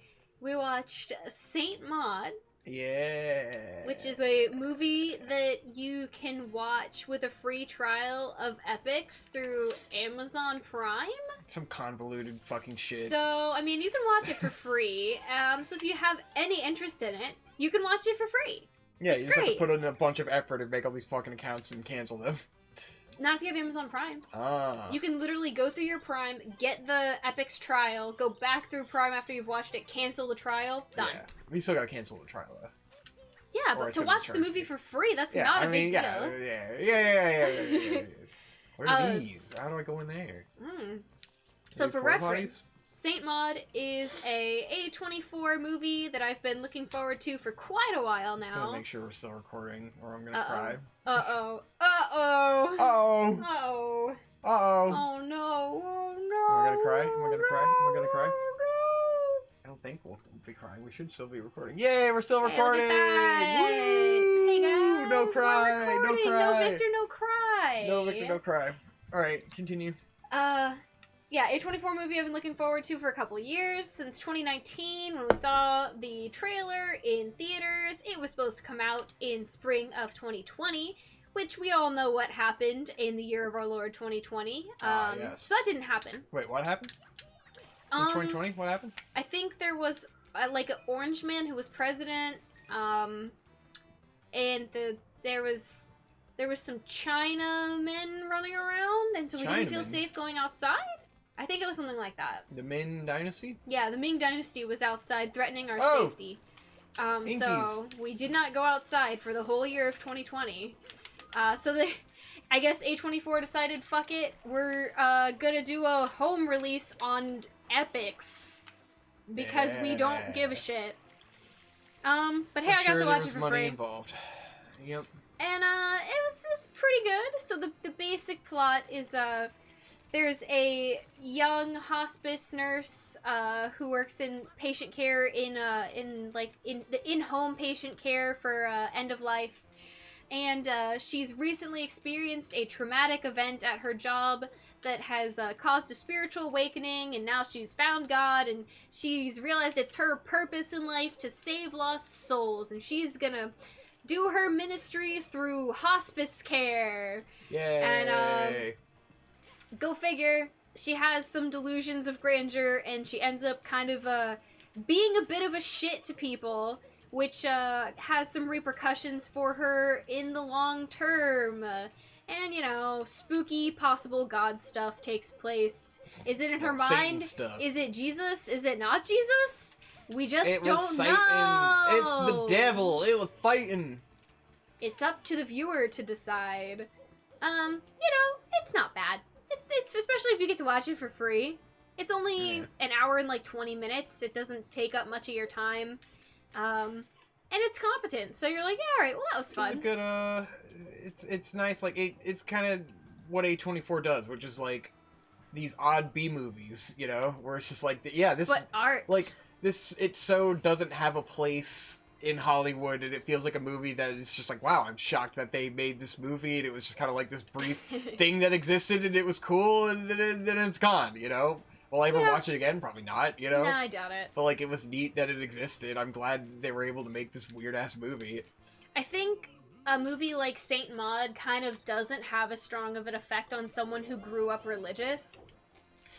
Because you're just kind of like, Yeah. whatever. I've seen this shit before. But it's still fun. Yeah. Not particularly unique. But it was a good time. You know, Yeah. there's good acting. There's some nice aesthetics going on. It's cool. The ending is pretty neat. If what happens at the ending actually does happen in real life, then that's pretty cool. Yeah, she, like, lights herself on fire. Well, spoiler alert! Yeah, auto-cremate, self-immolate. Yeah, that was pretty dope. Which was neat. I liked that. I liked at the end that she destroyed herself for the Lord. Because, you know, that is how religion be. In my humble opinion. Yeah, that was the overarching in my theme humble of opinion. it was self-harm. Yeah, I would say that's probably pretty accurate. And we also watched Judas and the Black Messiah. Oh yeah, that was pretty good. On HBO Max. HBO is fucking just swinging, dude. They're coming out with some fucking bangers. They're the best service next to Netflix, for sure. It's the biggest, like, one of the biggest bangs for your buck as far as streaming services go, dude. Especially when they've got so many great cartoons. They've got, like, they have a nice variety of shit. Whereas, like, Amazon has, like, fucking... Not the Hulu, you know? Yeah, Hulu's kind of trash. Hulu was good until HBO started doing HBO Max, because, like, Hulu relies on all of the cable networks, like, giving them shit, because it's like a conglomerate of different cable networks, which is why they have so much stuff. But, like, when HBO Max started, like, HBO Max is everything Warner Brothers. Yeah. So they pull all that from Hulu, and then Hulu doesn't have any of the good shit anymore, you know? Yeah. And, like, everyone's starting their own services, so Hulu's just gonna kind of, like, fall apart. Yeah, Hulu's gonna definitely kind of peter out. Yeah.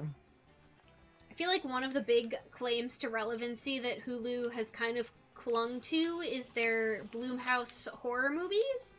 But I feel like everyone's getting pretty sick of those at this point. They were a novelty for a little while, but at this point, it's like it's the same movie every month, and you're kind of like, yeah, I get it. It's not cute anymore. That many of those? God. Yeah, it's one a month. Oh my god. They're just saturating I didn't realize they were still dude. putting out that many movies. It's pretty bad. Blumhouse is really just hoard out their name. No one like 7,000 not that horrendous Blumhouse films. was a fucking serious studio ever, but there was a time when a Blumhouse movie kind of meant something. Like maybe a movie would be like fun and interesting as a horror movie. Now a Blumhouse movie is just the same shitty schlock you've seen 1,000 times. This guy's cool. He's Octopus. It's Inke. Yeah! He's just sad because somebody corked him. I'm starting to feel like we did do a Digibros fucking Mario Sunshine playthrough. I probably... And we didn't do much of it. Wouldn't that be something? Wouldn't that be something? I have thought about it. I'm just like... Yeah, I'm like, this what feels if we just start familiar. replaying games? Huh. Yeah, I think we did. This feels very familiar. Yeah. Oh, he didn't like that. I'm like, I distinctly feel like I remembered, like, playing this boss. Yeah. I do kind of remember that now. But anyway, we watched Judas and the Black Messiah. Yes. Which is a pretty great movie. It's got Lakeith Stanfield, and I cannot remember this guy's name, but he was the main character in Get Out, and he was pretty great. Great black actor man. He just won a Golden Globe for that role. But so it tells the story of Eric Hampton. Am I getting that name right? It is Hampton. I can't remember if it's Eric. Fred Hampton. Okay, there we go. Fred Hampton. Who was a Black Panther and a big activist in that community during the 60s, right? 60s, something 64, around there. Something like that. I think it was the 60s. And Lakeith Stanfield plays a informant who is ratting them out to the CIA in order to stop their radical agenda. And it's really how the fuck do I do this? I need to pull his face, right? Do you need to? Yeah, can you like? Oh, I gotta pull the arms. Oh yeah, I gotta as rip his fucking arms off. Look at it go! Yeah, just fucking clips out. Yeah. Forgot I need to rip the arms Squish off. and pull. Too bad. Too bad. So Game sad. over. Fuck. No, I got all the way to him. Is that box still gonna be gone now that I destroyed those boxes, or is that... No, it's probably not. Fuck. Anyways, continue. But so it's just a cool kind of like self-contained story from within that era about Fred Hampton and this man who was an informant and kind of wormed his way into their ranks, gained his trust, and then ratted him out to the fucking CIA and the horrible things that transpire after that. Yeah. Lots of fucking cop killing. If this is a cop killer This ass is a movie, cop man. killer ass movie. A lot of comical cop murdering. And comically evil cops. Yeah, comically evil cops that get murdered in comical ways. Yeah. Just fun. I mean, it's kind of like... It feels a little odd, but also a little fucking awesome, because you get to watch a bunch of cops get murdered. Yeah, and you look at it and you're just like, wow, not much has really changed, huh? Oh, yeah. Almost I mean, nothing like, has changed. The only thing that's changed is that... Well, it's... Like, people are eliminated and killed through a more systematic way than, like, direct We don't have... violence Yeah, in the it's... streets. The But then, police like, I mean, violence isn't quite as, like, on the nose as it was back then. But it's, it is yeah, interesting. it's still there.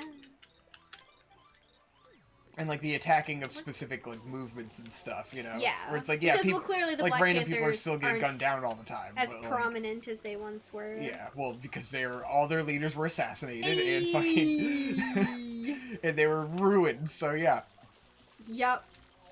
But, good movie, for sure. Definitely check it out. It's almost a must-see. And it's a great movie to be an HBO release because no one would have watched it otherwise. Yeah. Partially because it's a movie about black people with an all-black cast. No one watches those movies. Like, let's be real. Would we have saw it in theaters? No. We wouldn't have. We saw it because it was on HBO. It had Lakeith Stanfield, and he's really cool. And it had a great cover image and everything, but it was like, you know, it's not the kind of movie that we would typically watch. It just isn't. I mean, I think we would have seen it when it came out on, like, on demand or streaming. Maybe, because we already heard a lot of great stuff about because it. Because YMS talked about it, and I was like, oh, that sounds I good. didn't know you talked about it. Because he gave it a good review, and I was like, oh, well, he made that sound really interesting. Did watch his review, didn't we? I would like to see that movie. Yeah. But we haven't gone to see a movie in theaters since, you know, bad thing happened in 2020 anyway, so... But, you know, I'm just saying, so I'm sure a lot more people will watch this movie than it's going to be seen by a lot more people because it's on HBO Max. For sure. Mm-hmm. Which is good.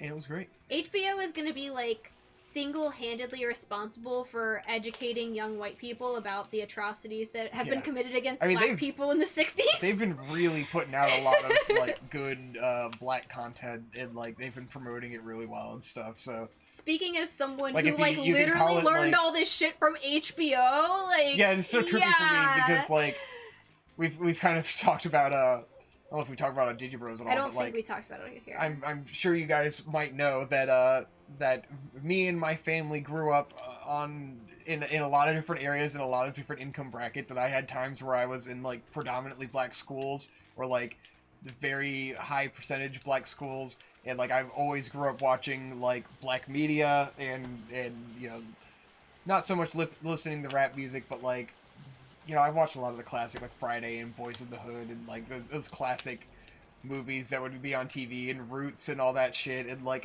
I've got a decent passing education on the issues and stuff, and, like, I took for granted that, like, everyone had seen those things, you know? Nope.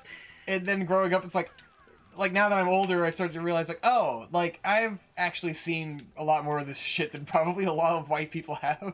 I would probably say you've seen more than most white people. Yeah. To be honest. Which is odd. I mean, especially because... And then, like, oh, you haven't been educated about all this stuff, and, like, all these... And because when I... Like, going to public schools and going to a lot of the more, you know, public schools with a large African-American population, I don't know if it's different for, like, all white schools, but, like, we spent a lot of time on civil rights and shit, you know? So, I can tell you, as someone who went to a 99% white school, we did not spend that much time on that. Yeah, I mean, it could be because you were at a private Christian school, you know? Could be part of it. I feel like Wouldn't public disagree schools entirely. probably focus on it more, you know? But certainly, like, we spent a lot of time on that kind of stuff. Yeah, we did not. So my public education was pretty good on the civil rights era and slavery and everything related to that, you know? Nope. We didn't learn about, especially not any of the modern stuff. Like, obviously we learned about slavery, and we learned about the Civil War, and we learned about desegregation, but get into, like, that modern shit, like the 60s, like, even fuck, even like the 20s, the 30s, anything Yeah. beyond probably 1910. No. No discussion. Black people are equal, guys! Yay, we did it! That's what we learned. I think you're messing up your timeline, but Well, okay, how about anything after desegregation? Black people... Black people desegregation equal. was Okay, a lot longer I after didn't mean to- 1910. I didn't mean to say desegregation, I meant to say just, like, black people weren't allowed to be slaves anymore. How about that? Okay. Fucking, emancipation, there we go. Emancipation. Yeah, I mean, well, that was 1800s, but, you know. Well, yeah, nothing post that. It was just like, yep, black people Okay. equal now, bye. Yeah. Anyways, it was a shit education, that's the point. Yeah, I mean, the point was I went to a, like, 99.9% white school. And your parents aren't the types to be watching, like, civil rights era documentaries on fucking History Channel, like, Definitely I not. would. Definitely not. The closest I had to any kind of interaction like that was playing basketball on a public Yeah, league. which I'm sure your parents were very generous to those people. I mean, they didn't really give a shit either way. Yeah. I mean, they liked it because the girls I played with were much better at basketball than the white girls I played nice. with. Of course. So they tended to. Oh Do no, a we lot gotta do this better. again. Ah! Fuck me. Oh, and it got harder. Great. Now he can shoot ink Oh, everywhere. fuck. Ah! But Give me that tentacle. yeah. So didn't grow up learning any of that. So I'm gonna Yeah. have to give a big thanks to HBO for helping educate me. It's interesting. Thanks, HBO.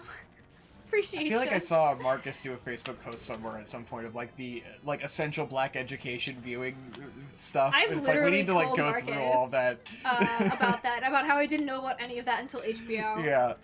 I was like, yeah, sorry, I'm not a good ally. I didn't fucking know any of this shit. Yeah. It's like, yeah, I guess if you weren't like exposed to certain stuff growing up, you know, like if you weren't just happened to watch Roots on TV because they play it every year, you know, you wouldn't know like certain stuff. Yeah, very depressing. Or if you haven't seen 12 Years a Slave or like, you know, all these random movies. Yep, did not grow up watching that. Yeah. And then you have to even go even further and think about like what Europeans have been exposed to, you know, like you always gotta remember a lot of the people reacting to shit on the internet aren't even fucking living in America and they don't know what the hell is going on, you know? Yeah. They probably don't have any education to like African American like No. social, political like shit going on. Exactly. It's like even watching the Boondocks could give you like a good baseline idea of like what the modern culture is like. Yeah. And like what internal criticisms might be. Nice. Anywho, should we call it a day? We got more topics? I'm going for a while. Yeah, we've been going for a while. How you feeling? I don't know. I'm having Feeling fun playing how- Mario. Yeah. I'm just playing Mario. Oh, Mario! Look at him belly slide like a fat little boy. Oh, I did The go flood to hides his dumpy. You can see it through. You can see Yeah, it through the there flood. it is! Super Mario Dumpy. Dumpy Mario Sunshine. Yeah. Nice. I did go to dermatologist to try to get some insight on my tattoo woes. Yay, that was fun. So, I show up to my dermatologist appointment, and the guy that I'm seeing is some 70-year-old white man, and he spends probably all of maybe 5 minutes in the room with me, barely fucking looks at my arm, and he's just like, oh, yeah, well, that sucks. And I was like, is there anything I can do about it? Like, can you give me anything? And he was like, let me see if I have any samples. And so he like walks out of the room, brings me back 4 tiny samples of a steroid cream, and goes, all right, well, bye, and leaves. Mm-hmm. So that was my dermatologist appointment to try to figure out how to deal with my issues with my tattoo. And I was like, alright, cool. Thank you for totally taking me seriously and working Yeah. together with me to try to find a solution to my problem. Especially because I still have a lot more work to do on my sleeve.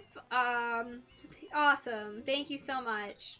So I made another appointment with another dermatologist for May. Because that was the first opening he had. Yay. So until then, I'm just trying my best. Healthcare. Doing my best. I have some steroid lotion, and I've just taken a bunch of antihistamines and non-steroidals. Woo! Yay. And I still had problems with my last session anyway. So, yay! I love being brushed off by an old white man because my issues don't mean anything to him because he doesn't think this is a real problem and it's something I'm bringing on myself because tattoos aren't actual serious medical things. Yep. And that sucks. He was probably just like, well, just stop doing it. No. That's probably what he wanted to say, but realized that he couldn't. Yeah. But yeah, hey, 10 out of 10 doctor. Well, maybe you shouldn't be ruining the body that God gave to Right. you. Maybe you this shouldn't is be God's deviating punishment. from God's plan, you bitch. Dumb bitch. How dare you? Healthcare. You know you could have ridden the squid over here. How do I get him? The squids are back at the start. Oh, okay. You can get the Man. fast one, or the medium one, or the slow one. Why would you want the other ones when you get the fast one? Well, they steer better. The fast one is fast, but I it want steers the crap. fast one! Gotta go fast. Squid. Fast one. Ooh, I can swim. Yeah. Ooh, Mario! Oh, and hey, since we last did an episode of Vacant Hope, I have gotten both of my COVID vaccines, and I'm still alive, but slightly more autistic. Yay! I pooped my pants. No, I'm not any more autistic than I previously was, but Yeah. and a second vaccine, I did have like a little 24, 30 hour kind of mini flu. I felt pretty bad. I stayed home and I just slept for probably like a good 24 hours. And then I was fine. Yeah. And it was, fun because I got to stay home from school like I used to as a child. Very clean. And I've also worked 2 COVID clinics for the community since then, getting our old folks vaccinated. Yay, my get them grandmother, fuckers vaccinated. My grandmother's been vaccinated. She's had her first Nice. shot. So COVID's over is what you're saying. So COVID, yeah. Call in the dancing crabs. COVID is over. COVID is over, yes. The old fucks got vaccinated. They were the only people we were protecting here. COVID's over. Everyone go back to work. Pink is fast, by the way. Pink is fast? Pink is Okay. fast. Well, I'm Green getting is on slow. the pink one. I want the green one. Well, green is slow, Whoa, bitch. yay! This is cool. I used to just do this for man, hours. Yeah. Just Can I, hours. jump? I would zip Woo! around on this little motherfucker. Yeah, look how fast So he good. is. I love this. Get him. Get him. Doink. I missed a blue coin. Cool. And now you can race. Whoa, what? I would come in here and just race. Fuck yeah, dude. Because I'm insane. I was Fast a one. fucking crazy child. Oh, shit. Fuck. Oops. Well, good thing I got the fast one. So Yeah. I can make up for the Yeah, last good time. thing you got the fast one. I love this. Dude, fuck yeah, this is great. So good. Oh, this game just became amazing. Yeah, I've already seen people like in our local 7-Elevens just chilling out in front of the slot machines, not wearing masks. Yeah, people are over it. People are done with COVID. COVID is over. It may as well just open everything because no one cares anymore. Like, it is fucking over. Last week we went to 7-Eleven and there was literally a dude in a wheelchair spouting his anti-COVID Fuck. propaganda at the poor lady working behind the counter. Oh, that was fucking obnoxious. And I was like, okay, can I just buy my Monster and leave? Thank you. And like I could make an argument for like there's like once the people who are all at risk are vaccinated, like I could see the argument for like, oh yeah, we should, like the people who are at risk are gonna be fine, so whatever. But like I don't think we're quite there yet. Okay, I think personally, even if all the people who are at risk and all the people who want to be vaccinated, I feel like they should get a chance too. Because it's not fair to put those people at risk and possibly put them into the hospital when they want to be vaccinated. It's like, this is the American way. It's just like... Yes. All right, majority rule. But regardless, Can I you should drift or still something? Like, this wear. is hard You as can. fuck. Yeah, you can drift. I Okay. think it's one of the shoulders. Okay, let me try to drift.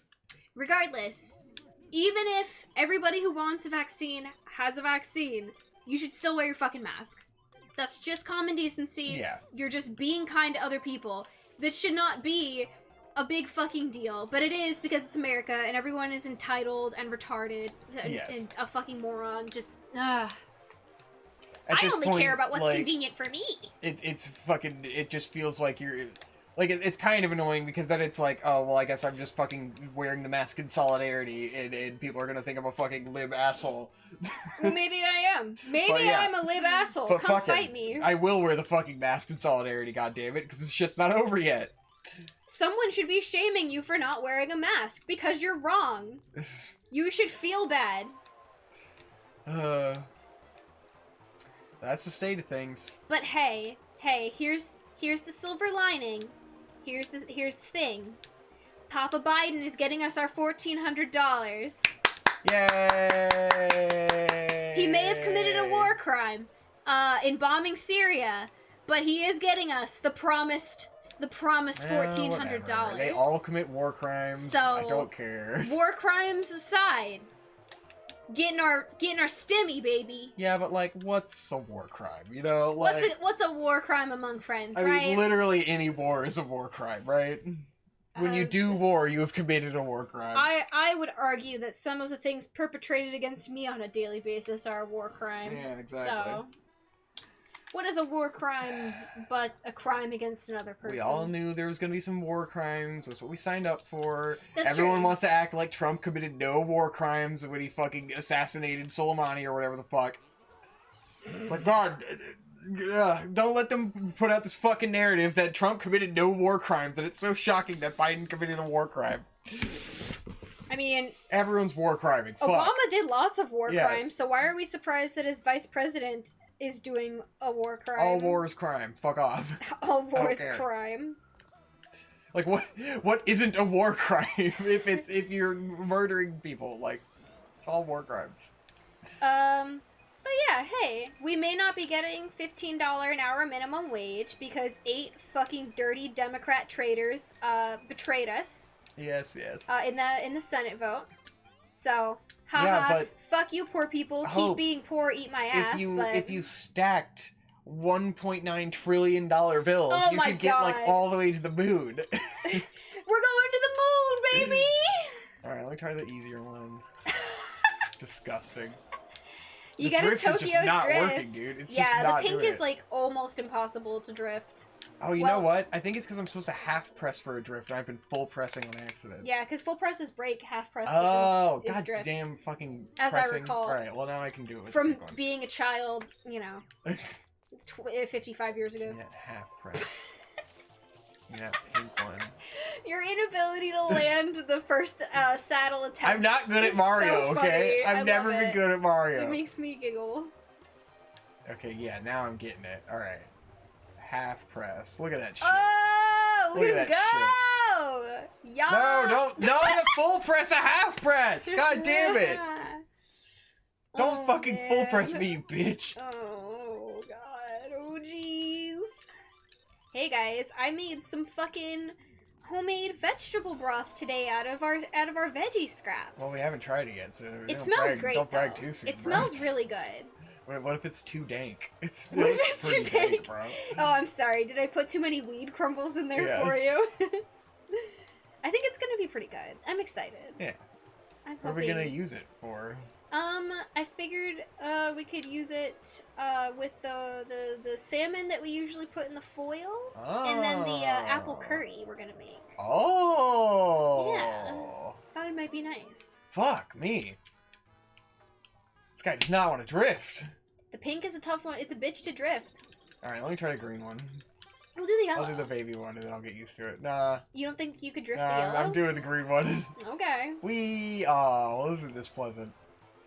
Oh, wow, he handles really tight. Damn. Because he's like ready to go. He turns on a fucking dime. Holy shit. This is some real easy mode. Oh, I love this. This feels like reliving the best parts of Woo! my childhood. Woo! Look at him go! I could watch people race squids all day. Yeah, dude. This is so soothing. It's pretty nice. This is just therapeutic. This is one of the areas that looks a lot nicer too. Yeah, It's the 'cause they water take looks off the surprisingly nice. It's because most of the areas have that stupid heat wave effect. Yeah.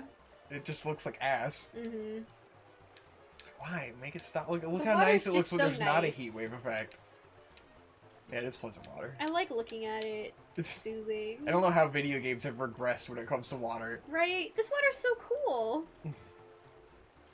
Yay! Go! Do you think this is the inspiration for Splatoon? Yes. I did immediately think of Mario Sunshine when Splatoon, like... That's first true, came out. yeah. Am It I does good? feel What the fuck? There we go. pretty weak. That time's not even worth Wow. talking. You're too slow. Wow! You're too What slow. a fucking narc, dude. Wow, I didn't even get a shine or Absolutely nothing. What the fuck? Fuck. What do I gotta get a certain time to get this shine? Yeah, you need to have a better time. Go! Ain't that some shit, boy? Hey, dems to breaks with the squids, you know? What the fuck else is going on in life? That's all I had for you, Yeah. honestly. Thank you for having a bunch of topics. Yeah. Even though it's a bunch of stuff that we've already talked about by ourselves, so it's hard to come up with new things to say about them. I think we had some nice discussions. Yeah, we did. Don't be too hard Yeah, on we had some- yourself. we had some good And stuff. also, the stakes are impossibly low. Rare. So, the stakes are both rare and impossibly low. Hey, we're gonna watch some anime today, catch up on that. Yeah. It looks like Beastars is, like, almost caught up with the manga? Holy shit. That was I'm not fast. sure if I'm remembering wrong, but from what I saw in, Best Guy Ever seasonal anime review, it looks like they're pretty damn close. Nice. Fucking chugging through it, huh? No kidding. Hauling fucking ass, man. Oh, I read Kaiju number 8, or at least what's out of it. It's pretty neat. It's alright. It's not bad. It's a decent shonen. If you Ah! if you have the Shonen Jump Plus app, you can read it for free. And I would say Ooh. that's the perfect price. Free is the perfect price. For a perfectly fine shonen manga that doesn't annoy me, that's the perfect price. Free. Yeah, I'll do it. I'll take it. Sold. I like that the main character is a fucking adult. He's pretty fucking moe. It's pretty It's like good. Shonen Jump finally realized that everyone's just reading this shit illegally for free anyway, so they might as well just give it to you so they can run ads on it. Yup. Oh, gee whiz.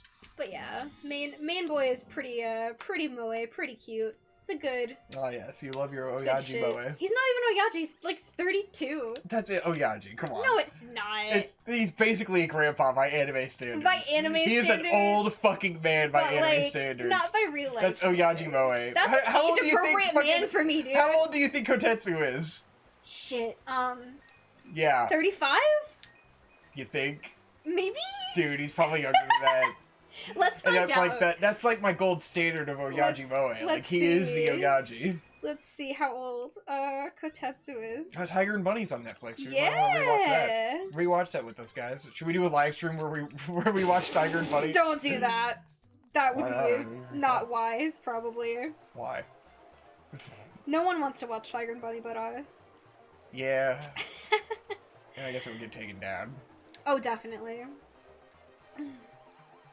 Let's see. The internet is being slow. Ah, fuck me. Alright, I'll go for my the fucking green one. God. I mean the yellow one. Do the yellow. Oh god, which Wi-Fi is the right Wi-Fi? Oh. That doesn't matter. They all work. Mm. The Guy-Fi Theory is the one that's up here. Oh, that's why it's being slow. Okay, let's see. How old? How old? Come on, give me a fucking age.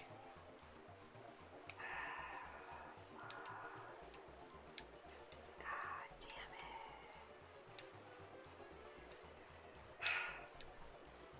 This is becoming quite the, It's taking you some time there. Well, the internet's also being extremely slow. Late 30s. Late 30s. Late damn. 30s. So, He to is an me, old fuck. 35 to 38. Okay.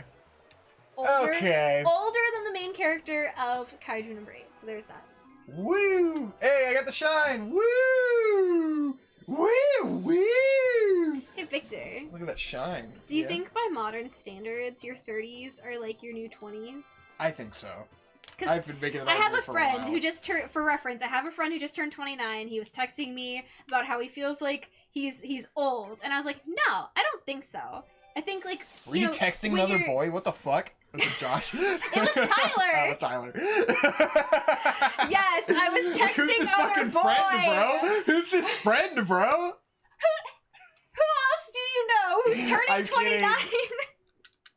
Anyway, and now that I've doxed my friend, thank you. Like anyone cares. But he was talking about how he feels so old, and I was like, yeah, I don't know. I feel like by modern standards, like, I think if you're 16 and you tell someone you're 29, like that, yeah, they're gonna think you're kind of old. Mm. But as far as like the real world goes, I feel like you don't start kind of being in the older category until you hit like 40. Yeah, I mean, I think it's taking longer and longer for people to do stuff. Partially because there's so many people in the fucking population that you can't get anything done by a certain age like you used to be able to, you know? Yeah. Where it's like, you know, people are moving out of the house later, you know? Yeah, that's true. Like, I didn't move out of my parents' house till I was 24, so... Yeah, in general, so it's like you're getting the life experience later. People are having kids later for sure on... it seems, like, on average, you know? Definitely. Compared to previous generations. People used to get married when they were fucking in their early 20s and shit, like... Shit, I talking mean, about 18, boomer like, times, fresh out like, of school. And there's still people who do that, but I think it's, like, proportionally way They're less. becoming, yeah, the minority as opposed to And then the it's- regular. It's so hard now to have, like, a good job with a good income and to be able to fucking do anything with your life at a young age, you know? Like, we Yeah. haven't been able to do jack shit yet. We went to Japan once, you know? Yeah. Like, we are not Well, in a position We've yet only where... been out of our parents' house for, what, 4 years? That's Or not that long. 'Cause I've been out of college for 5 years. I mean... Well, your parents I think moved I'm, out and like- left you the house. I So feel your like I'm, situation's different. I'm probably particularly slow as an emotionally stunted man-child, but I feel like there's a lot more emotionally stunted man-childs in our generation. I was gonna you know? say, that's not so... I would say you're doing pretty good. Yeah, I guess it depends.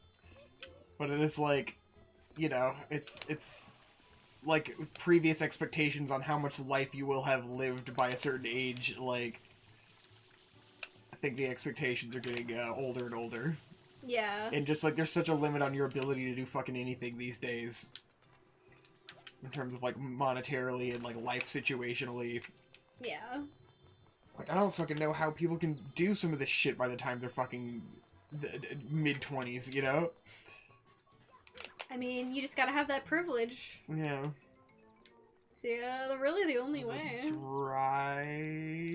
No, it's Or privilege. you gotta be really Yeah. lucky. Or both. Yeah. A combination of things. I mean, I also didn't fucking do anything with my childhood, so it's like... Well, how many people, you know, have... You know, Yeah. a childhood is a childhood. You don't have but so much freedom.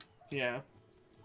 It's definitely, you know, I have that old... I'm getting that older guy perspective on, like, realizing how much I haven't done throughout time and, like, how much that stuff is gone and I can't do it now, you know?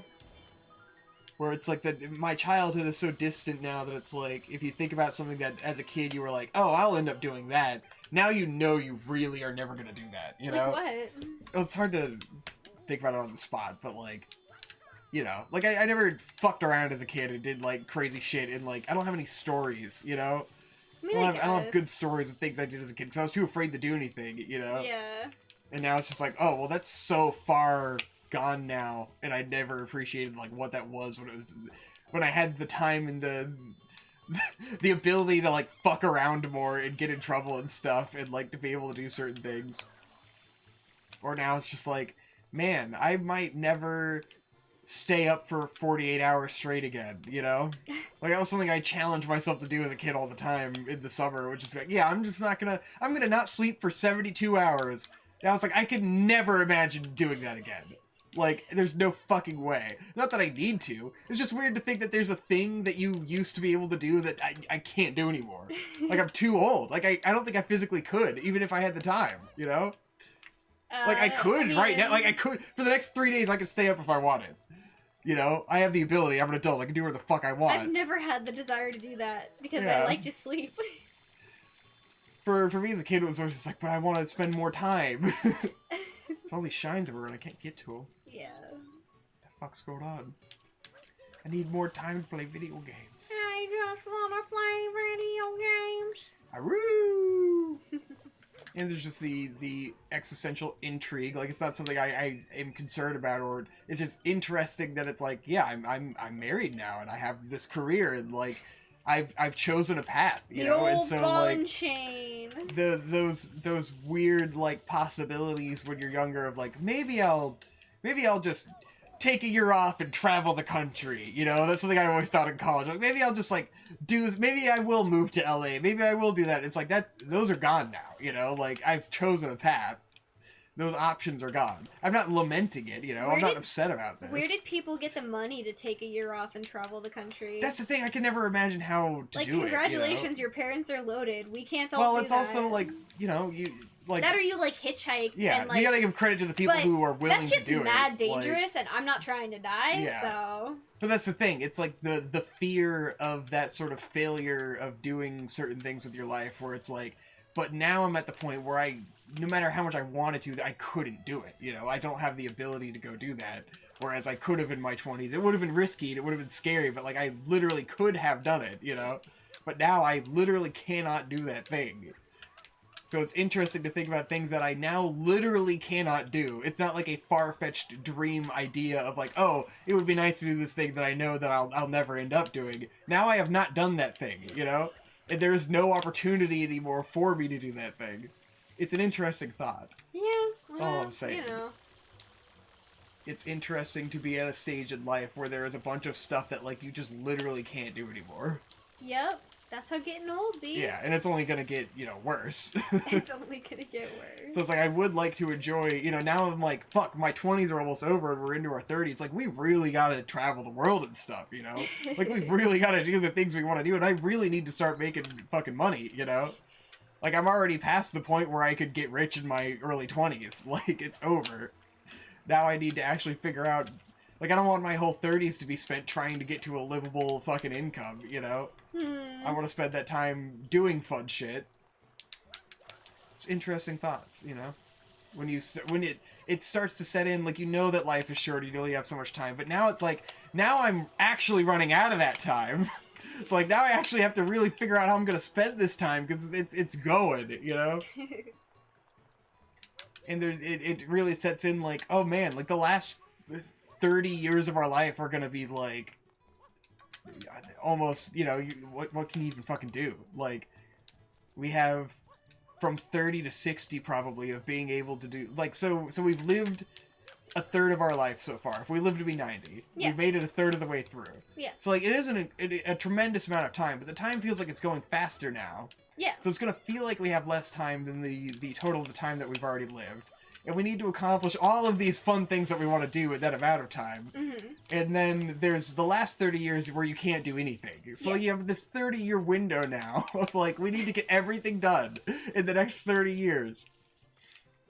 Just saying, you know. It's no the pressure, huh? The pressure, bro. The pressure. But then we have 30 years to enjoy life. That's a long time, you know? Just, you can't let it slip by. You can't just be like, oh, well, in 10 years I'm gonna, you know, oh, well, I'll do this next year. It's like, no, we gotta start, like, doing shit. We can't start feeling like, oh, well, I need to save money right now. No, we gotta do some shit. Gotta go to Japan. That's why I'm glad we went to Japan. If we had waited till 2020, we would have been fucked. It's true. We would have been so fucked, and like, we would have never got the money back to be able to go. So good we went. Yes, it was definitely very fortuitous that we decided to go when we did. Yep. That's alright. 2022. Yeah. Well, 2021, you know. 2021's gonna be good. I mean, going back to Japan, probably 2022. Yeah, back to Japan 2022. But if we somehow end up in a fiscal situation where we can go, we go this year, you know? Like, the sooner the better, because you don't know what the fuck's gonna happen in 2022. I'm really not sure that it's Feasible? gonna be open this year. Open? Yeah. Maybe not. Like, Well, it's not gonna be full capacity open, you know? Yeah. I really don't think so. Well, just countries on a are personal starting level. to think about the vaccine passports. Right. So that. But you don't that have a could be- vaccine. Well, but they're saying Biden's saying everyone's gonna get a vaccine by the end of May. Blah, So blah, like, blah. Okay. this is we'll see. But like, if it's really over by the end of summer, like the possibilities open up. Yeah. Gray man, give me vaccine. I know. Now the downside to that is that fucking once everything opens back up, everything's gonna be ludicrously expensive for the next year after that. You know? Definitely. Because they need to make up for lost time, and the demand is gonna be through the fucking roof. Yeah. So like, good luck trying to do anything once everything opens up again. It's gonna be fucking wild. Yeah. It's gonna be a complete Trying to go shit show. anywhere and do anything. People are gonna be Yeah. losing it. So I would take that more as like it might not be feasible for us to go because it would be so expensive that like it's gonna be impractical. Yeah. I really think, like, maybe Halloween or Christmas, 2022. Yeah. Those would be, I think, fun times to go. Yeah. Because at Halloween you can see the costumes and the yokai parades, and it would be fun. Yeah. Plus, like I said, that would give me time to have my eyes fixed. Yeah. And then I'll have perfect vision when we go back to Japan. Accurate. Can't wait. My stimmy's gonna help pay to fix my eyeballs. Yeah. Gonna tuck that money away ASAP. Fix my eyes. I just really need to get to the fucking the career. Like, I need to be set this year. You know, that's the goal. It's just like I'm on the right track so far. It's been good. I have some plans, and then like we really need to fucking kick it into high gear because I need to make more money. That's the end of it. I need to make as much as you make.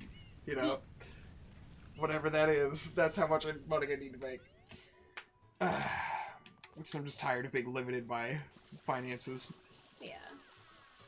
Especially when it's like the difference between where I am and where I need to be is not that big, you know? If I could get into the right groove. I was there, you know, in 2019. Like, I was where I need to be. Yeah. I had disposable income, you know? I just need to get back to that same place. But it's tricky. Alright, we should probably stop playing. Yeah. I think we're out of I things to think talk about. I'm we're ready to lay down. capped. Yeah. And I gotta go to the bathroom. Watch this. Woo! Super soaker. Oh, and my foot's cramping. Ah! Nice. We're getting through, dude. We're got to the third stage. Waha! Wow, guys, thanks for tuning in to another exciting episode of Fake and Hope. We'll see you in 3 months when we record another episode. Yay! Oh, God. Nah, because I want to play more Mario! Nah, we'll see. Maybe It's we have me. Goombario? Saving the game. Alright, let's get at it. Let's go. I gotta change the TV. Alright, how long have we been going? 2 hours? 2:10. Maybe. 2:10? Give me 2:10. Let's see We were at 2:10. 125 when I checked before. Let's see the TV. Yep, 212. Hey, you're pretty close. Hey, swag money. That's basically 210. That's basically 2:10. All right, Round down, bye. baby. Bye.